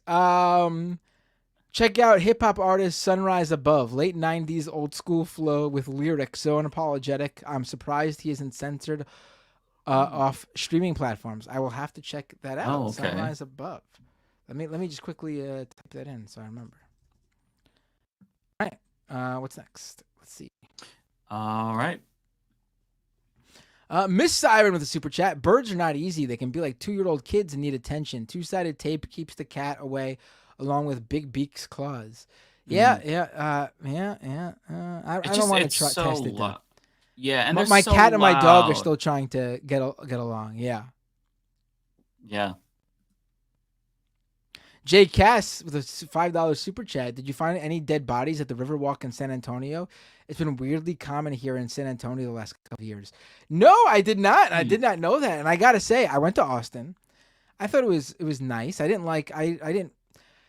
You hear that Austin's like a big city, so you assume like, oh, it's a big city, but it's really not set up like a big city. It's very much still under development. Like someone said, it's like maybe like Williamsburg, Brooklyn, like 20 years ago or something. And I guess that's sort of accurate. Like nothing's walkable. You got to drive everywhere. It didn't feel like a city in the way I think of cities. But San Antonio, I really liked. I got to visit the Alamo in honor. Actually, I did have a short but emotional experience at the Alamo after decades since I was a child. Referring to the Alamo, thanks to Pee Wee Herman, one of my favorites.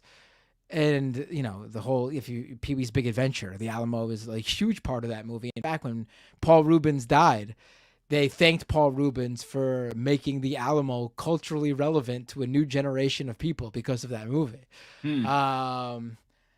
So that meant a lot to me to visit the Alamo. But the Riverwalk I thought it was beautiful. I really enjoyed San Antonio because that whole area, to me, that was like a city, a beautiful city, bustling with people and lights and cool looking stuff. I liked it. But I did not know about all the dead bodies. But you know what? we got people swimming with the fishes in the Hudson. So I mean, it's nothing new here in New York City. Yeah, that's weird. Another one for you here. Danny Man with a super chat.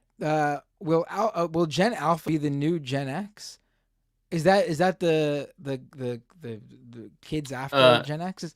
Yeah, Is that after what my Gen Z. is that what my is that what my Your kid kids is Gen are or Alpha, not? yeah. Are they? Yep. There might be a new name by. No, they by are. the Gen time. Alpha is demographic born in the early 2010s to the 2020s. Yeah, my kids were born in the mid to late 2010s. They are Gen Alpha. Yeah. Right. I mean, they're going to be even more online than Gen X. I mean, these are kids who, from the womb, they were using. My kids started swiping on tablets when they were months old, not even years, months old.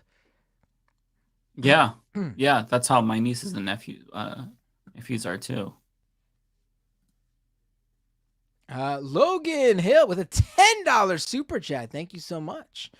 How do we get the message out to people to show up for down ballot if they can in good faith vote for Biden? How much does strong Dem Congress hamper a possible Trump presidency? Well, I mean, obviously they can't pass bills if there's a Dem Congress. I mean, Trump obviously can do other harm, executive orders. He will be the commander in chief in the same way, in terms of Israel, Palestine. Like I said, I don't think there's much daylight between how the two would handle the situation right now, but I do think there's a little bit of a difference at the very least in how they would handle whatever comes after. No, I think you don't even make that argument. I think you just make the argument that you have to vote strategically, and whatever that means to you, whether that means voting down ballot or whether that means holding your nose and voting for the Democratic candidate, that's how you explain it. Voting is strategic. And I explained this too. I said this on my stream too, and I think this is a good way to, this is another good way. Joe Biden losing the election is not a way to make him pay, because the sad fact is for what's happening to the Palestinians. Because the sad fact is, and this works for every politician. A politician losing an election really doesn't matter to them on a personal level for the most part. They will probably make more money not being elected. They will just go back to their big home and live Joe Biden will be retired. He'll live a wonderful life, waking up whenever he wants, spending time with his wife, going to the fishing hole, whatever the fuck he does in Delaware. It's not a punishment for him to lose. It's just not. There's other ways to make Joe Biden pay for what he's letting happen to the people in Gaza. They do care about their legacy. They do care about the ability to go out in public and like have a nice dinner with their family and not have people shout at them. Like, this is the stuff that matters to them. Yeah. Him losing the election, he don't give a shit. You're not punishing him by making him lose an election. He doesn't give a shit. Like I said, he's gonna make more money. He's gonna have less stress. He'll probably live longer too, not being the president. I mean, honestly. So, strategic voting means voting for who will cause the less harm to the most marginalized and vulnerable in this country. And so, that's how I look at it. There you go. All right, this one is actually from me. I got another. So this is from Soren, $5. My dog's name is Willoughby, and I call him Weasel Beat. Not cringe, right? I think it's an appropriate level of cringe, which is good. I think it's fine. This one's for you. For Resto with a super chat. I just read an article that police departments in the Bay Area, Cali, near San Francisco, are so understaffed that one department is offering $75,000 signing bonuses. Well, fuck. Take that sign up, take the signing bonus, stay on for as long as it takes for them to give you the signing bonus, and then just ACAB, resign, and peace out, and take your $75K signing bonus, whatever you made while you were there, and then literally, while you're working as on the police department, just look the other way for any sort of small bore, like broken windows crime. Just that's simple. And the next one for you. Oh, Fart Gas with a super chat. Poopy fart. If every super chat was like that, I would make the money that I make, and also we'd get out of here in a few minutes. These are great super chats.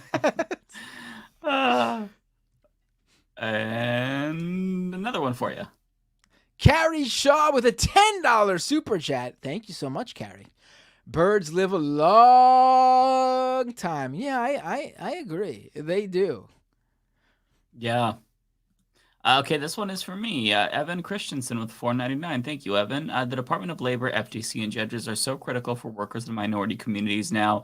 And if we want a chance to fix this in the future. Yeah, I mean, absolutely. That's another argument in favor of like strategic voting, right? Because the president is not just the president. He also appoints people, and who are in those positions like the NLRB. It really makes a huge difference. So yeah, I'm glad that you pointed that out. So we both got this one. This is from Poopy from Fart Gas again. Hold on, let's read it together. Wait, let's read it together. We start with the username, and then we read the super chat. Ready? 1, 2, 3. Oh wait, we should say this is from Fart Gas. Poopy butt. Okay. Ready? 1, 2, 3. This is from Fart Gas. We're not doing it. Poopy butt. Poopy butt. I thought we would be in unison. I thought it would be beautiful harmonies. I mean, what do you want? What do you want from me? What do you I don't know want how to from me? perform poopy butt better than this thing.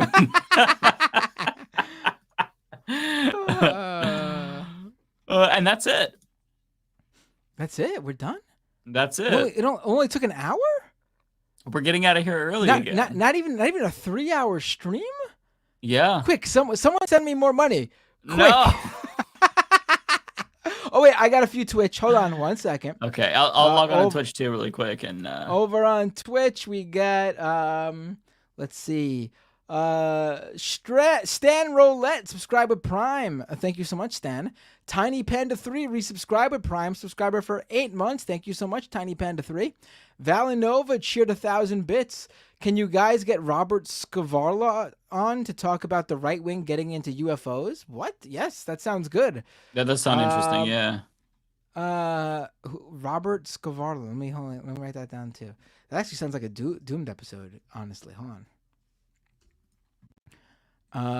All right, and then Looney Tunes 9000 subscribed for 1 month at tier 1. Thank you so much. As always, folks, you could become a member at youtube.com/MattBinder. You can sign up over at Twitch, twitch.tv/MattBinder. If you got a Twitch Prime subscription to use, that comes free with your Amazon Prime subscription. And of course, patreon.com/MattBinder to sign up to financially compensate me as a monthly subscription every month so I can keep creating wonderful content and hopefully create even more content real soon. I just got 2 more super chats. Yeah, I see that. Begging works. T-Types the super chat at NT1F at and oh my god, I'm having a mental block. That's the why can't I remember what that's called? Can you help me out? I'm having it's late. I have no It's late. idea. It's the hammer and the communist. Yes, thank you. I'm having a real mental block right now. It's late. It's almost midnight. I was looking at the NT1. I'm like, what is NT1F? What? Oh, Antifa. Oh my god! Oh my god! Saying it out loud helped. Oh my god! Hammer and sickle. Thank you, folks. Antifa and hammer and sickle infiltrate the police and spend those bonuses on redacted. Yes, that was a really good super chat, and I just fucked it all up. I'm sorry, T-Types. I wasn't very helpful as well. It's late, so my brain is mush now. Last one. Jennifer McKinnon with a $10 Canadian. Thank you so much. I thought I watched you guys for the politics, but tonight I realized it's for the pet stories. Lance half falling out of his chair about the tiny dog dying in the recliner was a sight to behold. I mean, that's crazy. Even I was like, what? Are you serious? It's just so absurd. I mean, it honestly, it seems like a setup on an episode of Seinfeld, doesn't it? Like, it seems like the dog died in the recliner. Like, and George Costanza did it. It was his boss's dog. He's going to get fired from his job. Jerry, the dog died in the recliner. I mean, that's what it feels like. It feels like a sitcom. Yeah, it's sad, but it's just, insane. Okay, so this one is for me, Logan Hill, $2. Okay, last one, sleep well. Thank you so much, Logan. And we have another one for Matt Binder. Goblin friend with a super chat. Hey, Binder, my significant other is getting really into Squatch pods and UFOlogy, and I showed him Brett Cooper and Benny Boy, and he suggested they are extraterrestrials. Thoughts? I mean, they look so alike. It's insane. It's like they were made in a lab from the same DNA. Right. Yeah, it's scary. Okay, so that is it. I have my Twitch set to raid Rayvana if you want to raid Rayvana as well. Oh, Rayvana's on right now. That's perfect, actually. Hold on, let's raid. Yeah, we love Rayvana. Hold on.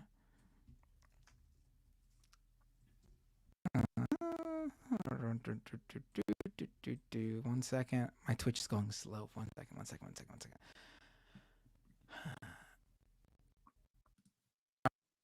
Oh my Ravana's not showing up for me, but she is on, obviously. All right, here she is. Mhm. All right, ready? Yes. All right, folks. Here we go. We're going to raid Ravana. It's filling up. It's filling up. Are you ready to start raid or whatever? Let's do it. 1, 2, 3. Boom. We're raiding Ravana. All right, folks. We will see you next week. Take care. Peace.